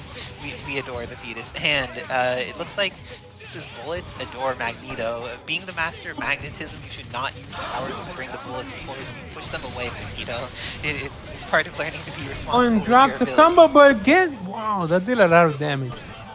That explosion only is them getting hit. With the X Factor investment, is gone, and so much meter is going to be available for the remainder of the fight against Sentinel. I do not like using that tool when you don't have X Factor available. I guess he's just confident that the DHC into Wesker will be fine. If it's just like advancing guard into hard drive and then X Factor. Oh, he drops. There's Latin chance. Not gonna do meters anything. And X Factor. But one of the things that's good about this situation is a lot of people like to summon their assisted zone when someone's full screen. Legend doesn't need to worry about that. None of his assists hit full screens, so he's not in a situation where he's likely to get happy birthday. Yeah, exactly. And now Slotham, now he's trying to find a way in and goes through with the crouching M armor. Gets caught, but this time gets the throw, and the rocket punch connects properly. It's really weird. The way he's moving with Sentinel is just weird. It is odd, but it has killed off Chris and Wesker both games. This time, Akuma does not have the X Factor to do it, but he gets the hit with the dive kick. It doesn't need any X Factor. Yet again. Looks like Living Legend is up 2-0 against Slotham. Is Slotham going to stick with the team? No, he is making the decision to go back to his Nova, Vergil, or I assume Vergil? Yeah, Nova Doom and Vergil in order to try and recalibrate after that match. Nova has a very good matchup against Chris, and he does. Actually that know why he went the other team in the first place. Actually, that is a really favorable matchup for Nova, I think. No one can just go in with the dolphin kick. It's just OS. Okay, so let's see. There it is. Just like that, he closed the gap against Chris just by doing the same box H. All of the players who have interacted with Nova before, what like grab. That was a lot of air dash H. We're gonna use X Factor. We're gonna go down. We went up. I don't think he's gonna do like a real TAC. Just gonna. He went for another TAC because of course he did. Yeah, he didn't have any meter. I've never seen Slotin do the body gun into the MM. That's he just go for another TAC or just full dive into level 3. But Legend trying to optimize a little bit more, but his Jaguar run doesn't make it in time, and because of that Photon's catch, and this is going to be no confirm by Nova. Gets the overhead anyway. Oh, so high. Gets the hit on Wesker, is going to be able to kill him off, and the team order is in a weird place. Chris is the anchor right now. Oh, and Vergil. No, I think Nova can beat him. Yep. Yeah, that's unfortunate. Oh, this is looking bad for Living Legend. He took those first games. Nova coming down on top of his head. It looks like when Slotham plays both his main team and one that has a matchup that is substantially more obnoxious for Chris to deal with. He's using Beam. That's why. I thought he was using missiles all along. And rocking the Plasma Beam. Yeah, the Plasma is way better in this match, to be honest. And as Escalante noted with the bracket command, these are the brackets right now. Like to see which amazing players are in, or which people have already been knocked out. Look on the brackets. And looks like Living Legend taking a moment to think about things. Had been in a situation where if he won that game, it would be the 3-0 and a handshake, but because Slotham has gotten that one win, Pasadena rules are activated, and it's become a first to 4. Legend taking a little bit of time here to think about what happened. Think about the box H's, what he can do about them. That's what's coming. Oh, this time it was the stand jab. late. He went for an air throw in case it was a box H, but instead just got jabbed in the face for it, and early snap against Akuma. Akuma gets the block, there was no overhead there, and then there wasn't a fast low either. Slotham actually using his crouch light some of these situations just as like a check to see if you're doing stuff, and Akuma gets hit, Akuma gets killed with the DHC, and now Living Legend's left with Chris in the anchor position, which is blocked by Legend, and no X Factor. We're gonna snap? Yes. Oh, this is gonna be a mix. Oh no, he drops. Oh, another mix-up, but Vergil was able to get away. That is really expensive. And has had a lot Vergil got hit. Yeah, he was still in startup. And Team Super is way faster. Now, Legend's entirely out of resources. His X Factor is gone. His meter is gone. Slotham has 1 meter and X Factor available. Legend needs to be pretty conscious of what types of pressure strings he goes for, because X Factor is a way to punish pressure. Can be pretty threatening. Wesker having access to that 1-frame command throw. Oh, the counter and what? The counter. Trying to Capcom be kinder to projectile counters. Legend made that read fair and square, and then still got plasma beamed in the face. That was so weird. Okay, there's gonna be a DC into Super Nova. And power the normal force. There's still X Factor available for Slotham. Oh, nice grab. Level 3, is he gonna be able to kill here? This is. Yeah, I don't think he's gonna be able to kill. Oh, he's snapping in Doctor Doom. Now this is I think it's in my opinion, a favorable matchup for Chris. I think it's a favorable matchup for him when he has a lead, but like, Doom can stall against him just fine. Yeah, he can. Oh, and the falling F. That's what Legend. This is exactly what Legend needed. The normal force. And gets out, has access to at least 1 meter, so if Legend does anything reactable, he's going to be able to human rocket and kill him for it. It's dangerous and what a crouching medium. That was a cross-up. Slotham, how did you cross up with that? What? I would have been mixed too. I would be like, oh shit, I need to hold down back, but it's like, no, you get crossed up by someone on the ground under you. Into that max with the LMFAO in capital. That was kind of clutch. Being a Nova player himself. So, that was a something. The 2M, 2M is a button. And if you appreciate buttons like 2M, another button you may appreciate is the Maturino button to donate to these players for trying to block a 2M that teleports to the other side under them.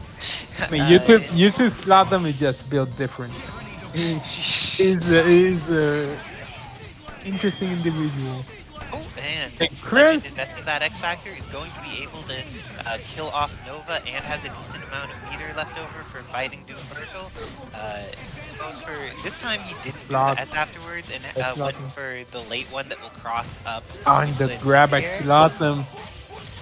So spiral swords for the kill, or what do you think? Maybe he should snap in Akuma. Oh, the THC reset. He got hit.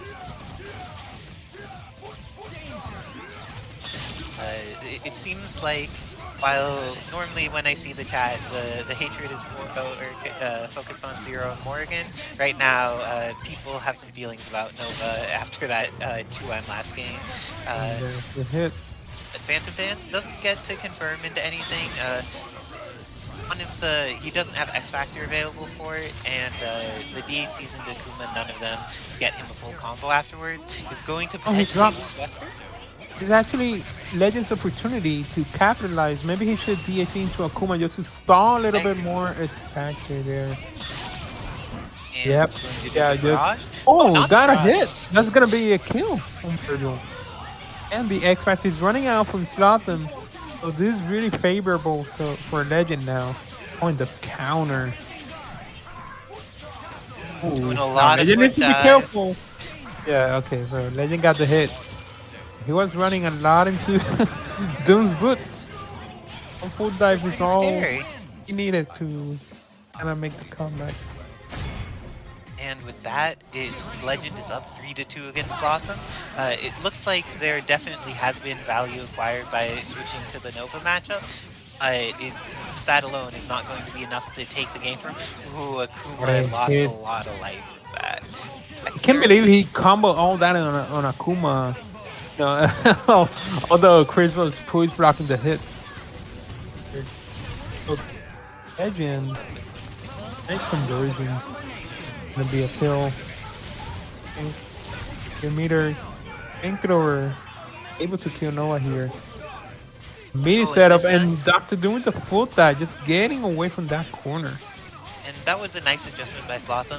He saw that in the previous time that Legend did that incoming mix-up, he didn't do the shotgun into S-frame trap, and instead did the incendiary cross-up, and in order to avoid that, went for the recliner all the way across the screen.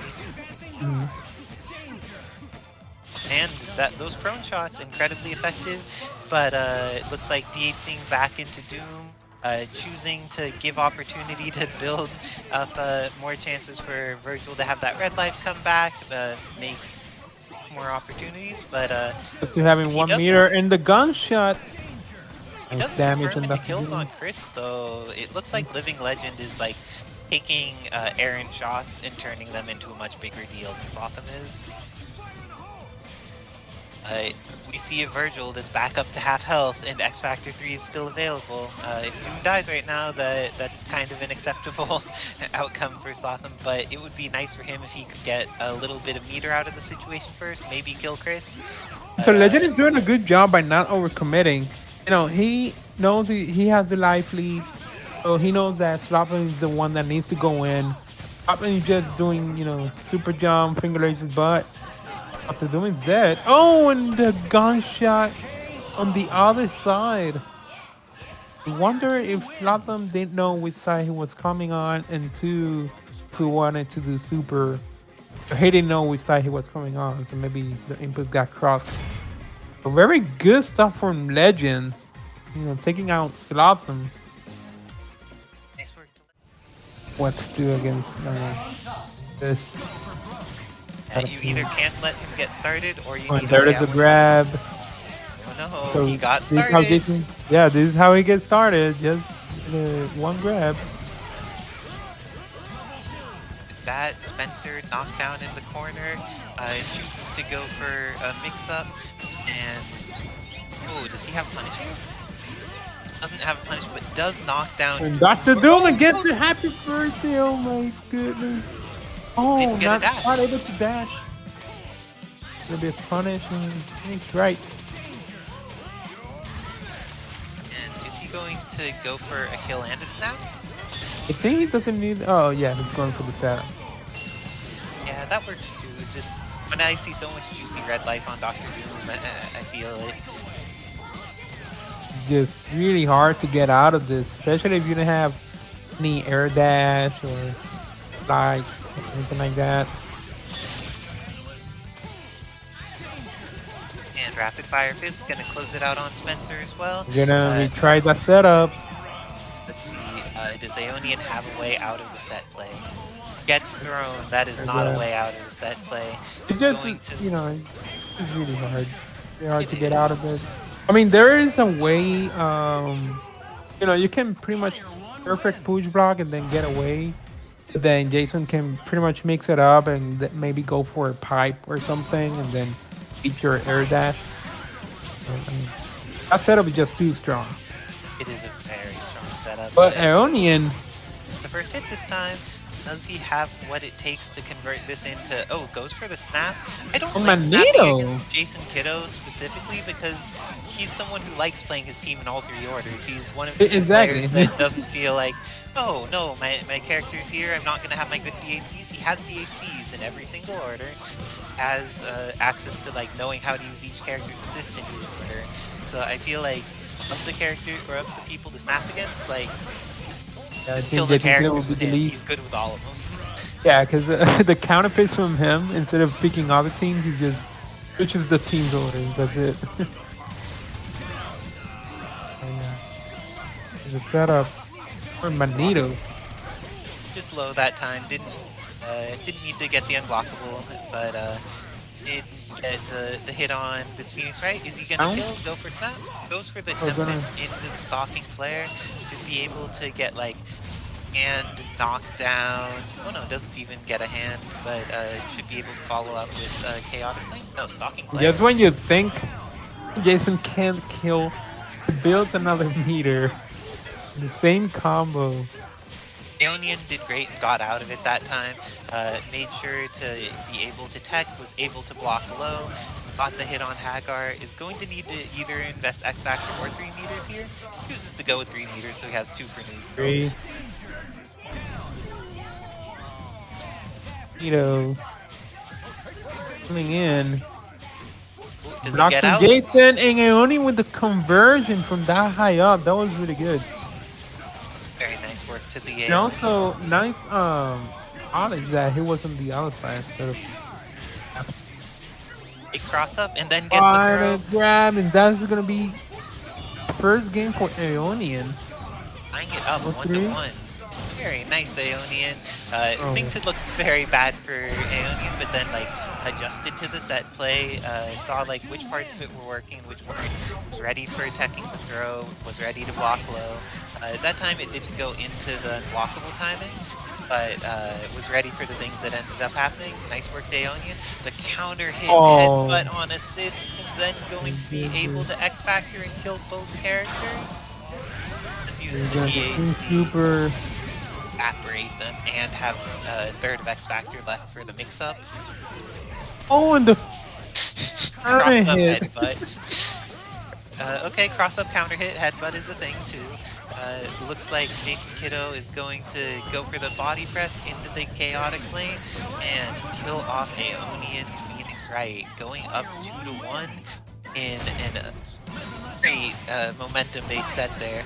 Let's see, Aonien gets the momentum this time, gets both 2 hits on Haggar real quick, invests the X Factor, and this is going to be potentially the end of the character. Uses the bionic arm early so that have the certainty of the combo follow-up that they want. Oh, he tried to go for a setup with the X Factor, but wasn't quite able to time it. Was not fast. And the grab again. That was the grab through disruptor, where if you grab on the first frame and a projectile hits, it protect the throw. So that was just like really unfortunate timing for Aonien. Jason set that up intentionally for the untechable throw. That's that next level set play. I mean, like no probably just done. I think it's just an OS. He usually goes for disruptor, teleport, and then jump heavy or something. Maybe it was just an OS. It was still good. Mix up. Stalking flare. Magnetic blast, he could have confirmed there that had been a great decision. And a dog takes out the ruler of the dark dimension for a moment to get started, but not for long enough. Looks like Phoenix Wright is going to get dark pulled a couple times and die. What's the incoming against Doom? It's like get stalking flare and shoot him. That's all you need. It's just impossible. A lot of people will go for like a mix-up when they've already used their X Factor. If they've already used their X Factor and you could kill them through chip, don't do anything that interacts with your opponent. You are just giving them opportunity. Oh, he missed the bionic arm. That is so unfortunate. That is the unblockable setup for my Aonien. Oh, and Oh, but he did not get out of the command throw reset from JasonKido, and because of that, Jason has all the meter he needs to blow through the Spencer, getting a stalking flare on screen, and the setup for the flame carpet finish, while still having plenty of setup. Still haven't seen oh, caught out. yes, I was about to say, and he was able to escape. Well, it was timed off by JasonKido that time. The light didn't hit in unblockable timing. But it doesn't matter, he still opens up Phoenix, right? And being very aggressive here. This is hard for it's like a Magneto that is willing to back off and has a good defensive assist. Just invest in the Shockwave. Aonien was doing something very nice work investing X Factor. A lot of people will not invest the X Factor because they're like, the Shockwave won't kill me. But if Jason gets the opportunity to recognize that and then X Factor and do more, you will end up dying. So Jason's going for those teleports. To make something happen. You know, Jason's doing an extremely good job by getting away from falling to the ground. That was Aonien's opportunity. That was another thing. Jason seems to have been having a decent amount of these execution errors where he is getting those. The cross-up input. Where he's getting like air hands that guard break him and lead him on his way to destruction. But Aonien here has a very large hill to climb. Dooms needs to get one really good hit to start that climb. That was not the really good hit, and because of that, JasonKido goes up 4-1 over Aonien, and with that, I believe eliminates him from the tournament, moving on to the losers semis bracket against Living Legend. While in the winners finals, we have Mundank versus Escalante. That's gonna be really good. Yeah, good stuff too. Of time too. He has played a bunch of Magnetos. Ray flying, you know, he has experience. Both of these players have experience against each other, so it just comes down to minor opportunities like this. Oh no! And that minor opportunity, Nova got to live, and meters available on both sides. So there's the threat level. Oh, gets the confirm. Those and Morrigan is in the next life. Going for the DHC and dispenser here. Is going to have the kill after the bounce, thanks to an 80k being available. And with that, by the way, Kevin, adjusting name and score because we still have JasonKido and Aonien, while right now Mundank is putting some rocket punches inside the inside of Escalante and getting boring to the best of his ability. Infinite. As we know, Mundank likes getting boring when he has the opportunity to. And as Fetus is noting in the chat, there are matcherinos for the East and the West Coast. And if you think that it's hard to block a Javelin incoming with from Mundank, please make sure that people who have to fight this get some points out of it, and or get that IRL points with a little bit of cash through the match. Oh, thank you so much, Reiku Yin. It is appreciated helping the community. Oh, and it looks like now Mundank up 1-0 against Escalante, but Escalante catches from that missiles confirmed immediately. No, the Nova. Going to be able to kill off Nova and have access to all the meter that Morrigan needs for Astro, and a snap. Okay, brought in the Magneto and got the second overhead. Next job to Mundank. Gonna be a level 3. Yeah. Level 3. Yeah. I think he could actually kill with just the DHC, but if he doesn't kill with the DHC, Spencer comes out and throws his arm across the screen. And the overhead. He needs to make as much damage as possible, not drop. She's gonna be an Astro, but that had to be a missing point. Okay, brings in the Magneto. Doesn't have any meter to work with for Mundank, but does have X Factor. Let's see how much he invests that in keeping his Magneto alive. Just goes for the dry tag and dispenser. Has no meter to threaten arm. This is the up grapple, and it does not hit against the photons. But now Escalante has the opportunity to photons into Shockwave, into Astral, and a meterless Spencer is not happy in this situation. Has one now, but now that X Factor's out, Guess Arm is nowhere near as good as it was when he had X Factor available. Escalante just, on point with punishes there. This is gonna be a dead Magneto, a DP super. Oh, not even. And with that, Escalante tying it up 1-1. Both of these are incredibly threatening players. We see Mundank pushing and Escalante pulling back for the start of the match. Oh, and we have 0-3 or 0-3 combo, E3 combo, following the stream. Thank you so much. We hope that you enjoy the Marvel content. If you're enjoying this Marvel content, anyone who could subscribe to the Haventures, it is appreciated. But Magnetic Blaster coming down on the opposite side, Escalante making sure to have safe ways of getting Doom out and being at a different location with Magneto. It does not matter. Always gonna keep on going. Nova is a funny character when it comes to how long his throws take to animate. Oh, and nice block.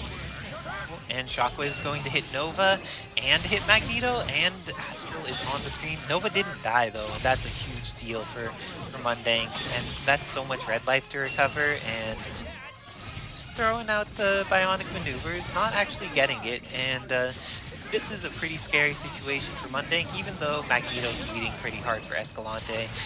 He doesn't to summon Magneto as an assistant neutral, and has access to missiles, has access to some Soul Fist, and is just like whittling down Mundank's team bit by bit while trying to minimize any actual interaction. Gets the confirm. Oh, almost gonna take confirm. There it is. Should be a good confirm there. It looks like Morrigan pushing the advantage here, has Astral. X Factor still available for both teams this time instead of an early use by Escalante. Things are looking very good for him. Mundank is going to need to try and do something to make this comeback start because he is in a challenging situation. Shockwaves into Rocket. Oh, nice block. Nice on fly and block by Escalante, but Mundank still getting the hit of Morrigan. That Morrigan is going to lose all of her life. DHC's early this time, so that way there's the hard knockdown instead of the X Factor after jumping medium is whiffed into his face. Yeah, that is unfortunate. I bet Mundank tried to go for a medium. In case Escalante X Factor, he would have grabbed. Oh, nice block. Medium that clipped Doom so more missiles didn't come out, and still being able to get the block that's time. A hit. Very nice. Escalante. It's level 3 full screen. And with that, Escalante has the advantage up to 1. We've seen that this match can go either way very quickly. Escalante getting hit, investing X Factor. He's been pretty consistent in his early X Factor usage. There have been a couple times where he hasn't. But, just launch it? Doesn't have the proper confirm there on Spencer, but does have access to Astral and Shockwave. And this is not a great situation for Mundank to be in. Has managed to waste a good majority of the Astral, which is pretty solid for him. Yeah. Even with that, now, I was about to say, Escalante didn't have any more X Factor. Mundank maybe should have waited for a better opportunity. Use that team super. It was kind of unfortunate he wasn't able to convert that.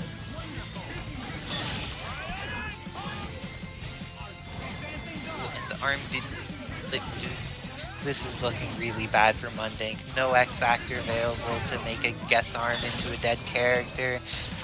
Doesn't have access to any of Spencer anymore, and Magneto is going to need to do a decent amount. If he hits Morrigan, she's dead, and then he has an incoming mix-up on Magneto, but that requires hitting Morrigan, which is a pretty scary... Mundank needs to do the impossible here.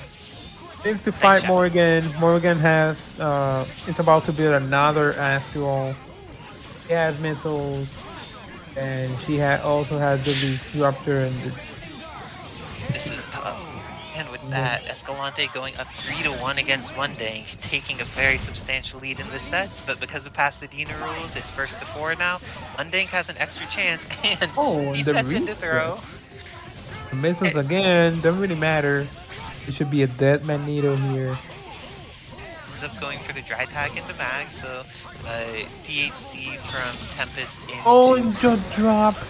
Oh, but the reset. Okay, stop. I think that the Doom saved Magneto's life. Oh, but now X Factor. Oh, and Morrigan getting mixed. This should be a game for Mundank. Everything went in his favor. X Factor got used. Didn't need to use his own. Has it so the anger he's fighting is. This is looking very possible for to go well for Mundank. And it is he leaving the team in order? Goes back to Nova on point, gets the hit, is going to be able to kill Doctor. I don't even know what that side was. And neither it is Escalante. It's a fast tie-up. Mundank bringing it, not tie-up, 2-3. Still behind, but showing that match is going just slightly differently. If he gets momentum, he can turn it into a game real quick. Escalante getting his Magneto clipped again is going to lose him if Mundank finishes this off. Yeah, this should be an easy kill here. Out of mid-range. Mundank definitely has this, but we have seen Escalante's Morrigan Doom put in a lot of work. Let's see what Mundank has in order to stop the Succubus from getting going. And that's it. Was able to catch with the Disruptor, stand light to confirm. She's going to die real quick, and now it's up to solo Doom. We've seen Escalante's Doom do this before. Do you think it's going to happen this time? Oh, he did get the grab. Mundank's timing has been off on those meaty jump mediums. He's been doing them a little too early, and each time that... Oh! I did not anticipate that mixed up. Very nice work, Escalante. That was really sick.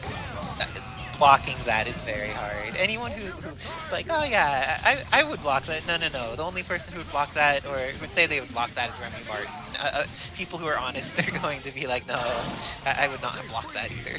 Got a hit? Not quite, almost with a sick missile conversion. A couple of Mag Blasts would mean that, very nice work to Mundank not overcommitting. Escalante making sure to get out missiles, uses the photon cancels to... this actually might be one of the spacings that... Escalante doing a really good job by keeping Magneto at bay. Magneto still doesn't have any meter to do Shockwave and sort of punish Dr. Doom. Is able to dodge all of that. Very nice work to... The blind spot. Now that Escalante has a lot less meter available, he may be more incentivized. Oh, there it is. The hit.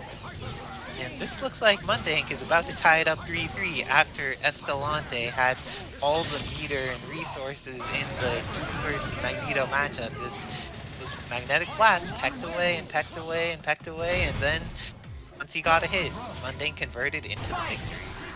Like that, tying it up 3-3, down to the last match. This time, Escalante manages to get Astralon while Mundank was very far away, but all of Astral has been used, and Nova has not taken any damage from it. So that's looking like a pretty good meter relationship for Mundank. Got the hit, but S-whiffed on Doom for some reason. I just realized that he started Morrigan. Rocking that point Morrigan for here. This time going for the human rocket, and gets the confirm off of Rocket Punch. And slap him. With that, is going to take out Morrigan and have an incoming Spencer mix-up. Do you think he's going to bring back in Nova for the mix-up or leave Spencer? He will, I think. Okay, brings back in Nova, and Escalante invests that X Factor to try and make sure that his Magneto gets a chance to play, doesn't want to just lose him to the incoming mix-up. That's the second look, but with that, this has been all of X Factor time, and Escalante has gotten nothing from it. X Factor is available. Mundank invests it. It takes a second to do so, but he's probably going to be able to kill here anyways. And he's going to need to fight a full team. He has 3 meters. One mix-up. Oh, Mundank needs. And getting staggered. The light. Look, like Mundank is going to move on to grand finals. Oh, but doesn't have 2 that's meters, not the combo though. that kills. Didn't do one that actually ends up ending it. But Escalante has his work cut out for him. This is looking real bad. And that photon is going to build up enough meter that Nova can just like do a human rocket. Yeah, he should have not been. Yeah. I was gonna say that Mundank should have not tried that because he was really close. Then was able to, you know, beat this. We're gonna have JasonKido and Legend running down jam session assist. I'm not sure how I feel about jam session against JasonKido. Like I think jam session is the best assist in the or second or third best assist in the game.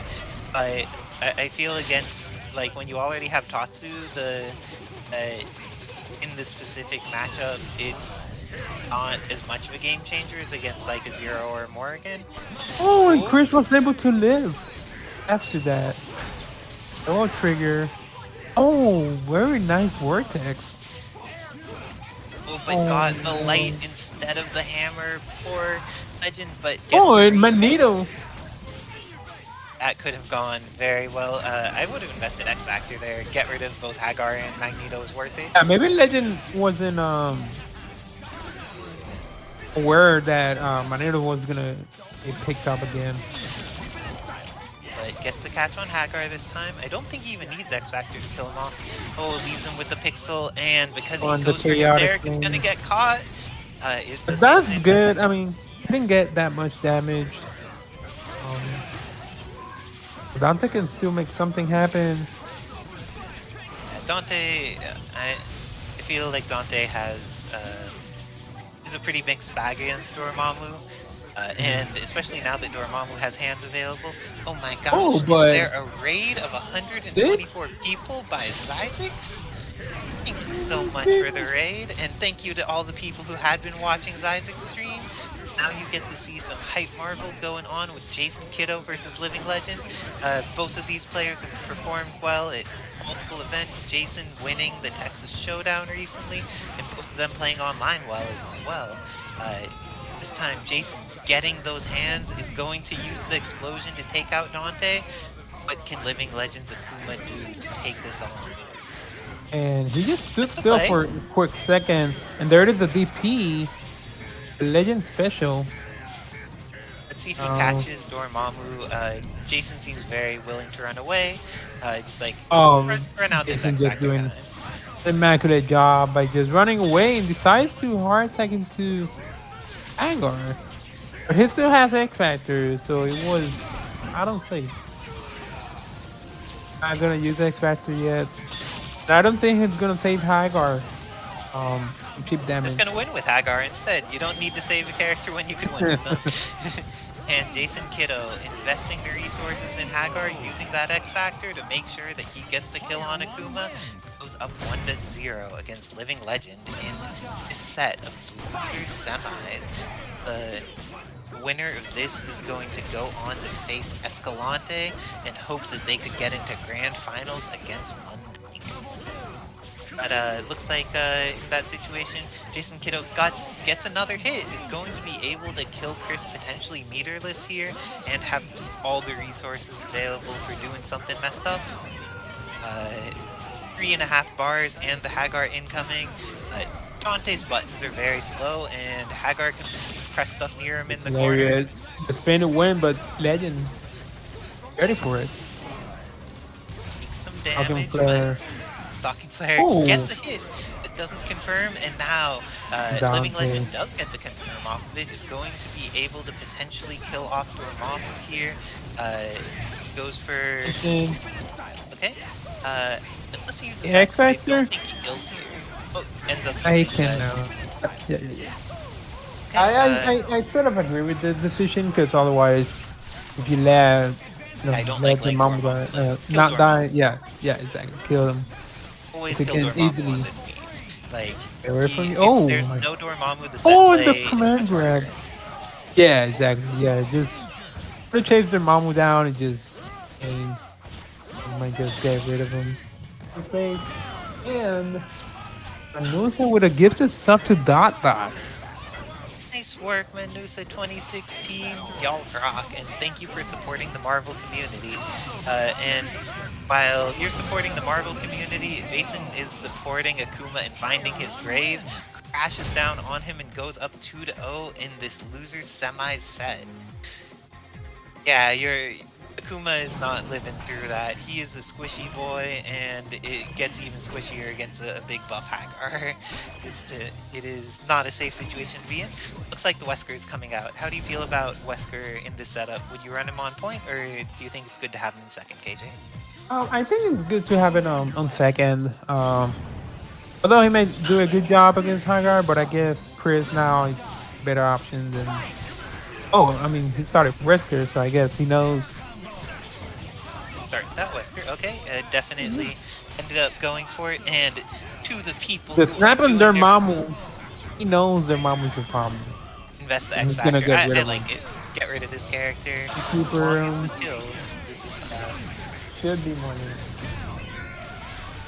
But it sounds like the East Coast, all codes have been claimed. Thank you so much to everyone who's claimed the codes for the East Coast Marvel. We appreciate you making sure that the folks on the East Coast get paid. Thank you so much for supporting the community, and looks like Legend is like, I would like to get paid. I'm going to do some work with this Wesker. Oh, and then Shockwave Magneto. was under. Yeah, when you just wave that too much, the shockwave goes to the other side again. It's just that good. And there it is. Super. And now he's gonna be a first to 4, following the Pasadena rules. Legend. Not quite out yet. Don't make this. Okay, so Living Legend, now Pasadena rules are invoked. It being a first to 4 means he gets more opportunities, and I like having this Wesker on point. Haggar needs to be pretty conscious about how he fights Wesker, and with these assists, has Disruptor for full screen game, but as soon as that's on cooldown, Wesker just gets to like be obnoxious in every single way. And yeah, and this should be enough. Level 3. Major. If he gets a hit, I think he's X-Factoring Dormammu, because he did so last time. He doesn't have any meter right now, but is very, very interested in killing this character where it's possible, but gets crossed up, so it's not possible here. Is Jason going to invest X? Invest the X. Builds so much meter, is going to be able to get the Stalking Flare on screen. This Shockwave going for chip. Stalking Flare means that even though Magneto gets hit in the head, there's still brings in Dormammu just to go and the for grab the from Legend. Oh, it's a has clutch this. grab. This is the end of Magneto, and now Legend is up on health, is up on characters, still has some X Factor available. But that was a very questionable THC. Now down to single meter, no longer has X Factor, and at level 3 And then level 3, but Akuma's gonna beat him. The beam ate its durability. Oh my gosh. Again, so this is one of the examples that Legend knows some stuff against certain characters, and that is one of them. Yeah, that it was a level 1 goes durability to a lot. situation. It's the farther you are away, the more time the beam has to eat your durability. I think that if JasonKido had been at like absolutely point blank, he may have been able to get the level 3 to work. But at that distance, Legend's Beam was too strong, and even like Enmu 0 or something will eat the beam, but that has a lot more durability than Dormammu's level 3. So Dormammu's dead. Legend knows which character he wants to get rid of. That's the X factor where it's important. But we've seen JasonKido do plenty of work with this team. Just because Dormammu is gone doesn't mean that the game is over. But Legend wants to make it over as fast as possible. Snaps Magneto. I still disagree with snapping against Jason just because... Oh, in the mix-up. Things like this happen. Yeah, exactly. Like, you just you know, save your meter, not snapping any characters, because this is what happens. Jason is good with 3 of them, either in point or an anchor, so it's just the same for Jason. He's not really anything. Now, Chris, I hear 1 meter. Now, Akuma is not able to block anything. Level 3. JasonKido up 3-2. 1 more game to take the same ice. So we same team order, rocking the point Wesker. Yeah. It worked out for Legend, so I guess. Matches with Phantom Dance, and now has a potential mix-up. The ends unknown. up just going to the opposite side of the screen. So much raw teleporting here. It worked out. So this is gonna be a 1 meter kill. Oh, not even. This is a lot of damage coming out. Has access to the resources and gets the throw grab. on Haggar. I don't think he could kill here. So goes for the snap because he can't. Again. Gets the jab, just like, hey, don't press buttons, dude. When you see Hyper Grab and Magneto's facing the wrong way, be ready to just press a button. It only tracks to one side. Its tracking is pretty decent on the side it tracks to, but if you cross under or over him, you're able to just like push a button and kill him for it. Oh, what? That was really fast from Jason. Jason went for an overhead, he then backed out, and he was still able to... Chris was in the air the whole time. JasonKido trying to get back, to get his revenge match against Escalante in Losers Finals. The 5 meter kill by Chris, and with that, Akuma incoming. Oh, and the Tatsu catches him. Oh no, he drops. It's crucial. Oh, but he still got the meter? This looks very good for Living Legend now. He has he has 5 meters. If he hits Magneto, he'll get a kill. He also has the opportunity of chipping out like oh no, he had Magneto's life. That was it. That was game in. There it is. And with this, Living Legend ties it up 3-3. His anchor Akuma doing the work necessary to come back on JasonKido's team. Down to the wire. Looks like the Wesker has been the right choice. Making that adjustment been a big deal, but JasonKido not out of this, neither is Living. Dark Hole amazing, but ends up investing the X Factor immediately upon Lariating Wesker. Is going to be able to kill him without spending meter, I think, because Haggar hits very hard. No, did not. Not able to kill. If Legend survives this, that was really smart from Legend, and the Tatsu on top of it. Now Legend needs to take advantage of this situation right here. Oh, but you gotta expect that crossover from the Disruptor assist. Oh, that's gonna chip damage. Does not use X to save Chris. Yeah, I kinda agree. because it was about to die anyway. It's worth it to have X available for something like this, where you may get the kill. Super does a lot. Oh no, he wasn't able to kill. Oh my, no, not like this. And Living Legend dropping the character killing combo, losing his X Factor, his Wesker, and needs to fight Akuma. everything with solo Akuma with a single bar now. At least Akuma's damage output means that if he hits Magneto, he could kill Magneto, and then he could potentially Haggar or kill him off of a combo because he'll probably get some of that red life back. This is possible, but looking pretty hard for the Legend. Yeah, this is really rough for Legend now.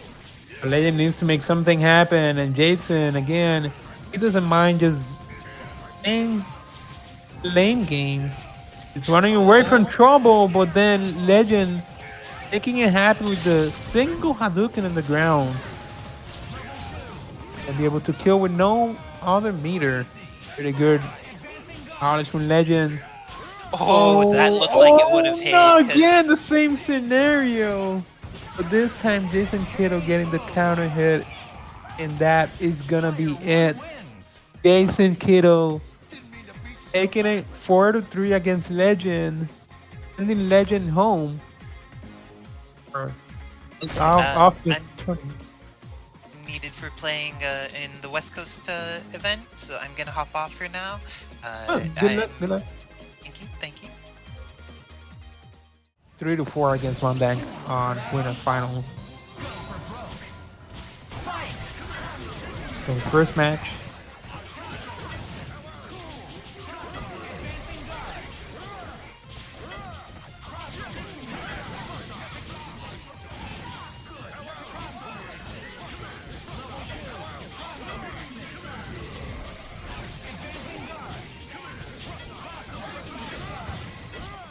And gets piped is Escalante, but not quite able to kill Jason. And not another pipe. He's thinking backwards, evading the missiles. And was able to snipe him. Magneto. So Morrigan, this is pretty bad for Morrigan unless she astrals. But Dormammu can do a pretty good job at running away anyway. Oh, unless he gets hit like that. And the heart attack unpunished. Oh, but what a grab from JasonKido, and still able to convert, although the missiles were there, since it was a hard knockdown. Or use the ground bound, rather. And now we're gonna see the JasonKido setup. And what a way to get out of it. Escalante.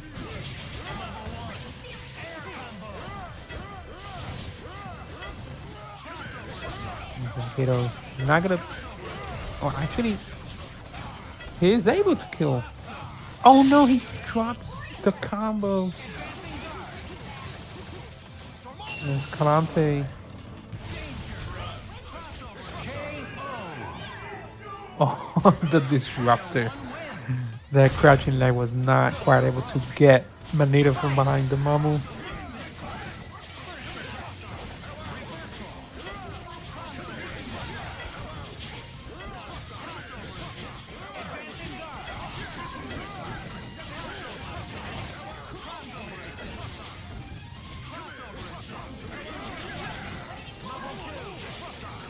No. But not quite able to convert. Escalante was aware of the missile, so maybe he tried to go for some instant jump heavy, but got the disruptor instead.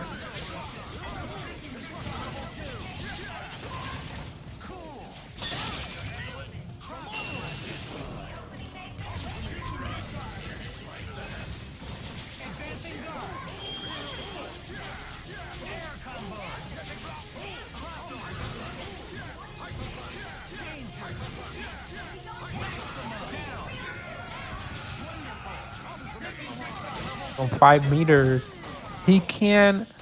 Oh no! And the counter hit from Jason is gonna be able to convert and kill Magneto using the X Factor. I definitely agree with this. But then Morrigan is coming in with 5 meters and gets hit with the meaty. JasonKido looking amazing right now here. Nice block by Escalante that sometimes crosses up depending on the timing of the super jump.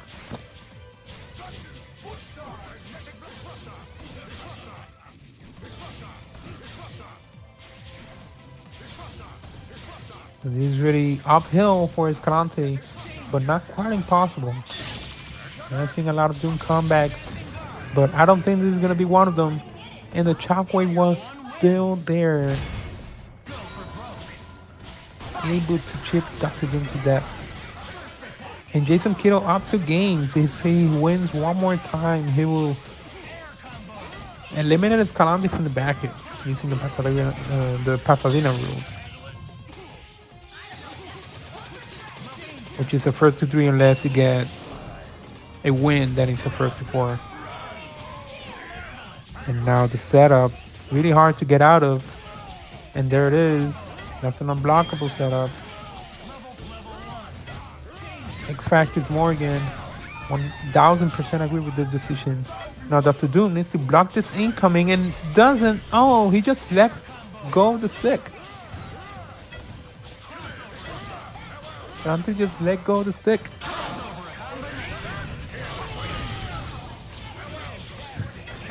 Not quite able to kill. JasonKido taking it out 3-0 against Escalante. Been amazing.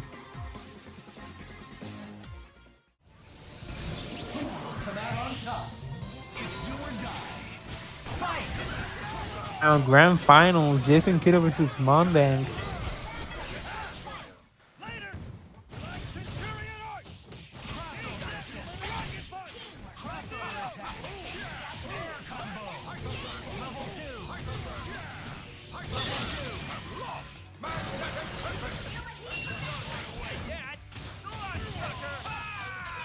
A lot of damage.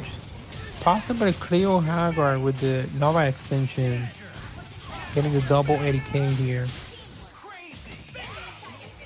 Oh, not quite, but goes for the reset. The sneaky reset.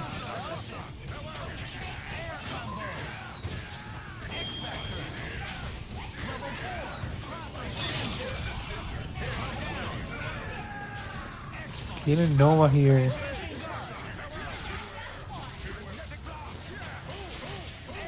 Oh, what a dash from Mundank. And the side TAC, I think that was not on purpose. That may have been a mistake.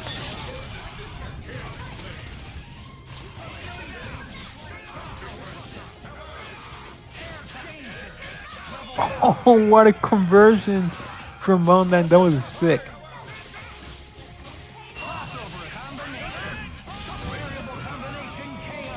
Really hard to block.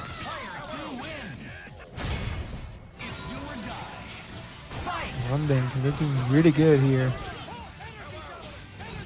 And again, Jason needs to win 2 sets to take the tournament, whereas Mundank needs to win only once.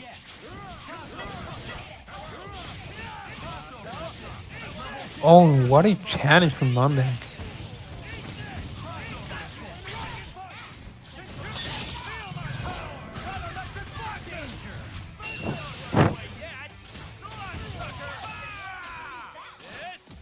I'm gonna kill Haggar here, and Dormammu needs to block this 50-50 incoming setup from Spencer, or not. Decides to go to hard tag into Nova.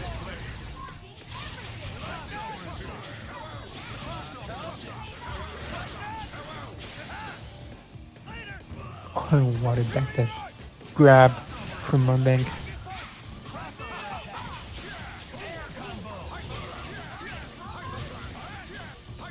A lot of damage. Possibly Cleo as well. Forget he still has the Nova extension, the double 80k.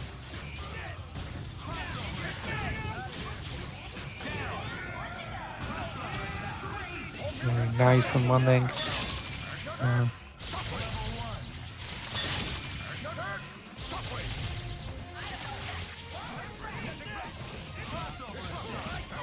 What a challenge again from Mundank. Mundank, this is the second game. So Mundank wins one more. He takes the whole East Coast bracket tournament. Oh, and what a low from Mundank. And this is possibly a dead Haggar here. Oh, and goes for a TC reset. That's the first one we have seen so far today from Mundank. Mundank feeding himself right now.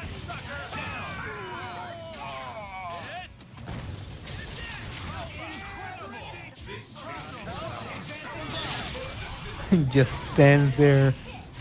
That's the best mix of just stand still.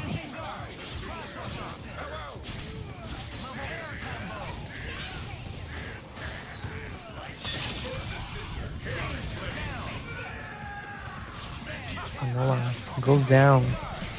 And Spencer coming in. Oh, what a block on the tri-jump. That was really good. Considering this part, of course.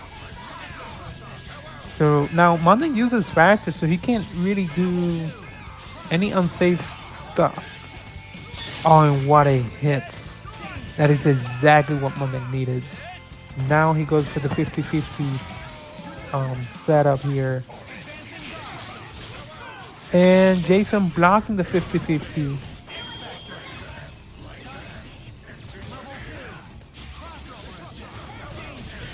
Oh, he meets with the dagger and kills Spencer.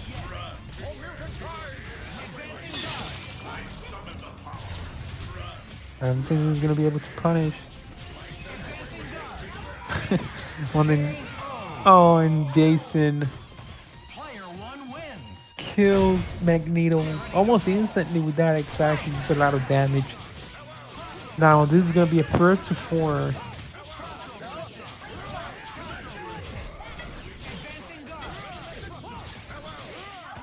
Nice push back there by Mundank.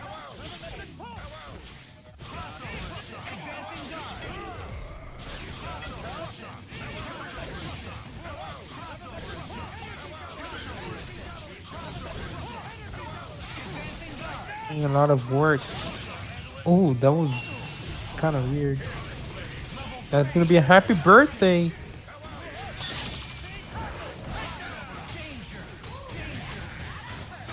Oh,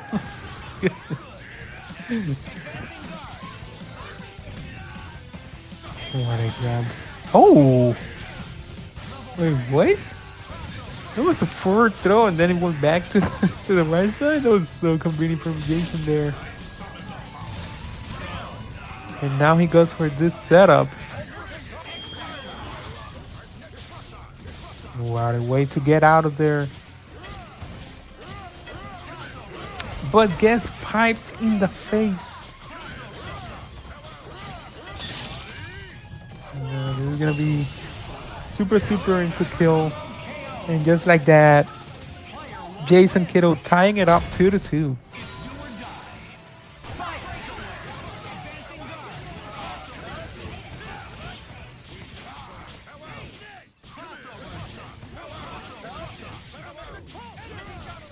So Mundank here is doing a good job at with his movement, just putting the shields out there, using the disruptor assist. And although it may be looking really hard for JasonKido to go in, once he does, that's all he needs. Because then he gets the setups and it's just really hard to get out. But Mundank, able to get the hit on Haggar, is going to be able to finish him here. Maneuvers into OTG, into 80k. You already know how it is. And then Noah hard tag.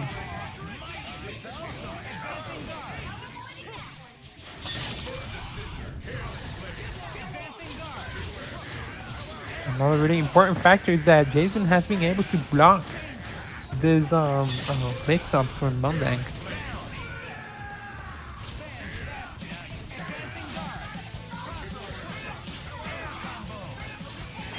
And what a conversion from Mundank.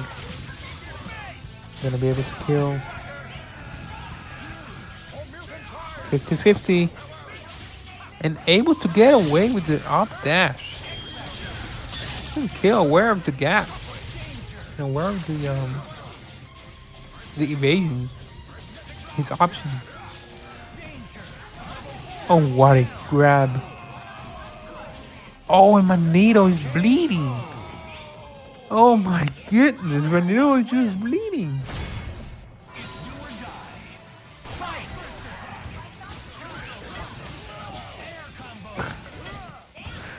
And JasonKido 3-2. One more game to reset the bracket.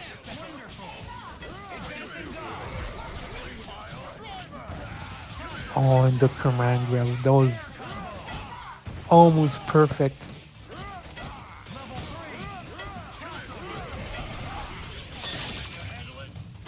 The conditioning from JasonKido is just really good.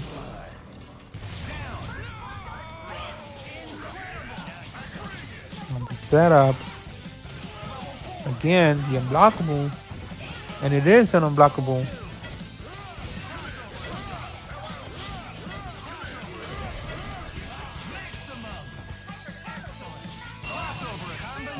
Not able to kill.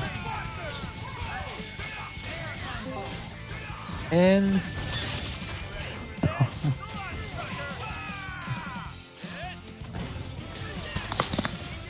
hopping back on the mic for this grand finals, it looks like JasonKido is getting hit pretty hard by Mundank, who's coming through in winner's side, but with that 3-2 lead, Jason only needs to take this one last match. oh, this is not gonna hit. Yeah, Jason is only one match away from resetting the bracket. Shockwave is going to have the opportunity to kill off Nova here. Doesn't invest the X The Factor. Falcon player is still there. He still gets one more mix. And then was able to get away, but then the black hole on the mix of that was, I think that was inside. Maybe not. But JasonKido resetting the bracket. That was actually 4 games straight, if I'm not mistaken. Well, dang. Nice work to JasonKido. Let's see, what were the things that Mundank was doing for the first couple games that ended up shifting? I think Mundank was doing an extremely good job just killing Haggar, but I think JasonKido just adapted to his playstyle. JasonKido is just playing a little different. Oh my goodness, that went through all that. And with that, JasonKido keeping that momentum for, into the second part of the grand final set is going to be able to kill off Nova, has the stalking flare, is going to have enough of it left, has the set play ready, flame carpet down, gets the throw, and with that, invests X Factor early, should be able to kill off Spencer and have that set play ready for Magneto. Gets the knockdown. Goes for the body press into stalking flare, has enough of stalking flare left over. Wait, almost corner. Put it down? Oh, actually, he's in the corner. Went for an odd mix up there, and Mundank, we have seen that his X Factor 3 Magneto has so much opportunity to be an effective threat. Flare, though. I was curious. I wasn't sure if JasonKido was going to wait for Mundank to block the stalking flare and then go for command throw on the follow-up fall. But looks like Mundank willing to invest the gravity squeeze to kill off. I agree. Because I don't think the Shockwave may have killed. Oh, but Magneto here is going to lose 2/3 of his life and his full screen against Dormammu. Stalking flare setup. Dry tag? No dry tag. Manages to just like keep Dormammu in. Now, any bit of chip is going to kill off Magneto, so he needs to just win through putting pressure, getting those hits, and not taking even a single bit of chip. And now Mundank is just trying his hardest to go in. I mean, JasonKido's Dormammu is just pretty good. Oh, and those pipes. It feels like this is one of the things where if Nova gets the chance to set up his house and he has the shield and stuff ready, he could do very well against Haggar, but start around, he needs to deal with all the things that Haggar is scary about. Gets the hit. Yeah, and decide, time to get boring. Okay, so KJ, I'm assuming this is going to last a pretty long time because Haggar had high health at the start of this. Yeah, so taking this time. And these players, these grand finals, they're putting an amazing show, as well as the rest of the players in the East Coast bracket. if you want to support these players, and or if you want to support the players from the West Coast bracket, you may go ahead and go to the Match Arena. You can donate for free. You can donate 25 cents for free by just clicking on claim code and signing in either using your Twitch account, your Facebook account, to support these amazing players. And back to the match after the Infinite is gone. But JasonKido with 5 meters and X Factor with these 2 characters left is kind of a big deal to go straight into Gravity Squeeze. As soon as I say he has 5 meters, like, I will not have 5 meters, but he will have 1 less character. Has Magneto with 1 meter. Oh, could have gotten thrown there. Times the midi. Yeah, he could have done. Oh, what a tech. Like in Dormammu, not quite able in the super. Oh, nice at practice from Mundank. Ooh, and correct. Yeah, that doesn't. Yeah, it doesn't. Does not reach full screen. Jason needs X Factor soon, because if he just takes like a couple disruptor chips, that's a big deal. Just and the hard attack combo. Oh my goodness. Okay then, Dorm coming in, evaporating Spencer, and now Mundank is going to need to do this with the solo Magneto, no X Factor. Eats an incoming, but is able to block, not mashing. Nice work to Mundank at being someone who doesn't get opened up by just these mashing mix-ups. And, has an extra chance, Shockwave whiffs, but Stalking Flare is going to do it. But yeah, that's going to be more than enough, even if chip damage. JasonKido, 1 more game to take it all. And with that, JasonKido getting the knockdown on Magneto assist, which is actually really important because Mundank's Spencer assist is not, or like, not having access to Disruptor really influences his ability to zone out Haggar. The TSC reset not falling for it this time around. It's gonna be a happy birthday, but Mundank X Factors because he was very well aware. Happy birthday on the opposite side. Oh, and the happy birthday back. This is the happiest of birthday though. And he managed to do it before Magneto died, which is the best version of everything that could happen to him. And now it's down to a solo Haggar without X Factor against Mundank's full team. And although Magneto has a lot of red life, and yeah, that's the Mundank. That's the Mundank cross up. You never this is not looking good for Jason. You never see anybody go for that. And now this is gonna be bionic maneuvers. Maybe I don't have COTG, so maybe I could do the 80k. Shadow's noting that you can never do that with Dorm versus Nova. I thought you just couldn't do it full screen while he was doing things, but like it. What, the bionic arm? The piercer bionic arm? No, the using Chaotic Flame in those situations to try and kill off the assist or whatever, because like the Human Rocket, he was able to do it on reaction to the situation. It wasn't one of the things where whenever you give someone a super freeze to react, it means that their reaction times are very likely to get it. Very few people see a super freeze and then can't react, but it just depends on if they have a post-react or post-super freeze reaction that's available or not. And that's going to be the end of JasonKido's Magneto. Did Mundank use the first set for data, and now he's applying it here in set number 2? We still see a Dormammu. Oh, we're not going to see a Dormammu for long if Mundank can... And I don't think he used the ground bounce, right? Oh, maybe he... Yeah, maybe he didn't know, so he just went for a reset. The javelin hit, but then he... And hit him before he landed the ground, so maybe he still had the ground bounce. But he wasn't sure, so he went for a reset. But it doesn't matter, he still gets another hit on Dormammu, and he's gonna be able to go Dormammu here. Haggar. This is a sad situation for Haggar, where there's both Disruptor Assist and access to Nova Shield, along with Javelins. It's like Plink Dash Back is so good. Oh, almost with a conversion there, his Kiddo. And there it is, the low. Okay, not he could quite make yet this happen. out. Is the incoming there to take on Spencer? But Spencer managed to get away. Oh no, you can't do that. Oh, wait. I thought he was just going to DHC Shockwave at a range where JasonKido, if he went into stuff, was going to get hit by it, but I thought he was gonna Bionic Arm just Lariat. hit. Yeah. Sometimes Bionic Arm just hits. And with that, throwing out some javelins, but Mundank is back into the corner here in a threatened situation. Almost gets caught, but not quite. Both of them were exchanging glancing blows, but not able to confirm into anything super terrifying. But in this exchange, Haggar has managed to push Mundank to the corner repeatedly. Oh, is this That's gonna be a punish on Nova unless he has faster, and he's not. If he's willing to lose Nova here. Oh, and gets caught by the Haggar assist as he stands up from Human Rocket. Yeah, that was a punish actually. That is a factor.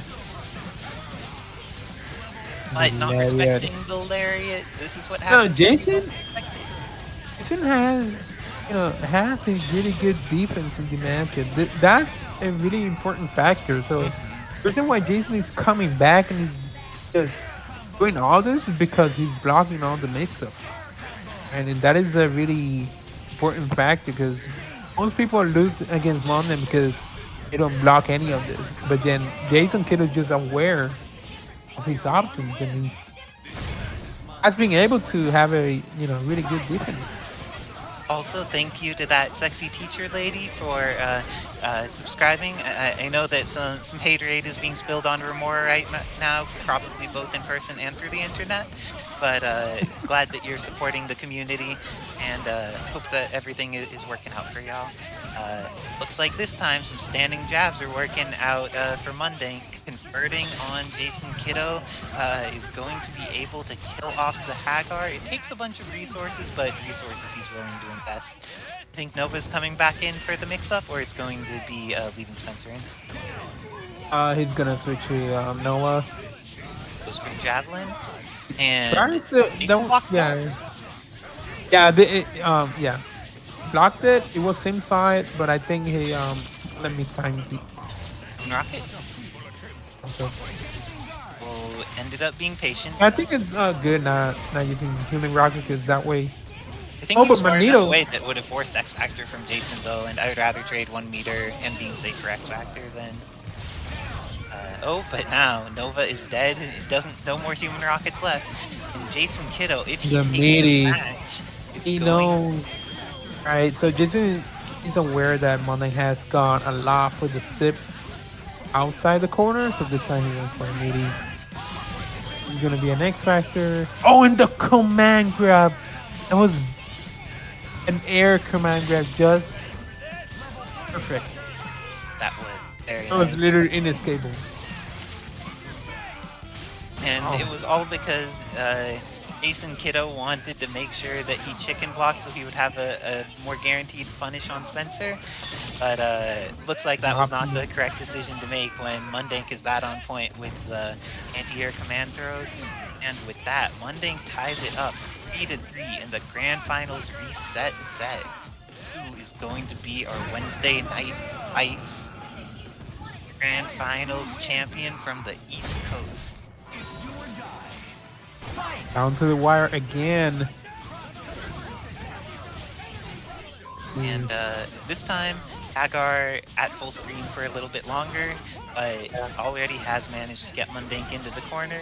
All of the life loss this time, though, has been on JasonKido's side, but now he has that corner pressure. It's a funny jab.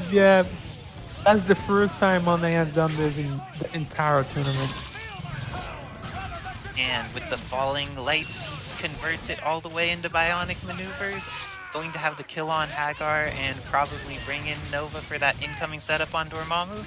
Let's see if the mix-up works this time, because last time JasonKido did a great job of staying safe. It's inside, but Jason... defense here. Invested.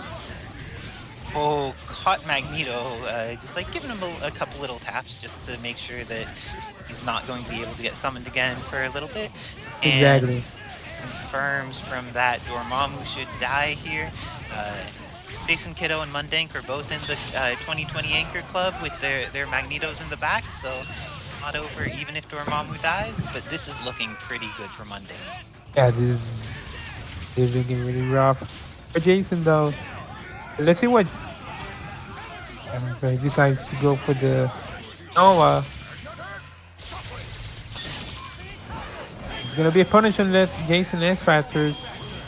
Pretty much forced to X Factor, but he caught Spencer. Oh, this is entirely possible for Jason. Like there were many things that were scary, but now gets caught in the head but does not die for it. Jason running out of X Factor time, but does doesn't hit shockwave and going to Magneto. Tiny bit of damage on Magneto. Oh, and the fighting H swings on the way in and gets thrown. Jason has the opportunity to make this a very even match in between Magneto and Magneto. Has the level 3 on lock. Let's see, he may actually need to spend 4 meters here because Spencer's pretty healthy. Maybe, yeah. Unless you go for launch, but he kills. Okay. Looking for Jason, does kill. And just like that, it's an even match unless he gets hit. And Mundank is their East Coast champion, getting it 4-3. The bracket reset actually against JasonKido. Excellent performance from these players. And shout out to the top 3 players of the East Coast side, which are Escalante, JasonKido, and Mundank. Shout outs to them. If you want to support a little extra on the material for the East Coast, let me go ahead and access the material. Go ahead. There's 2 different materials again. The East Coast one, which is just finished now, and then the West Coast.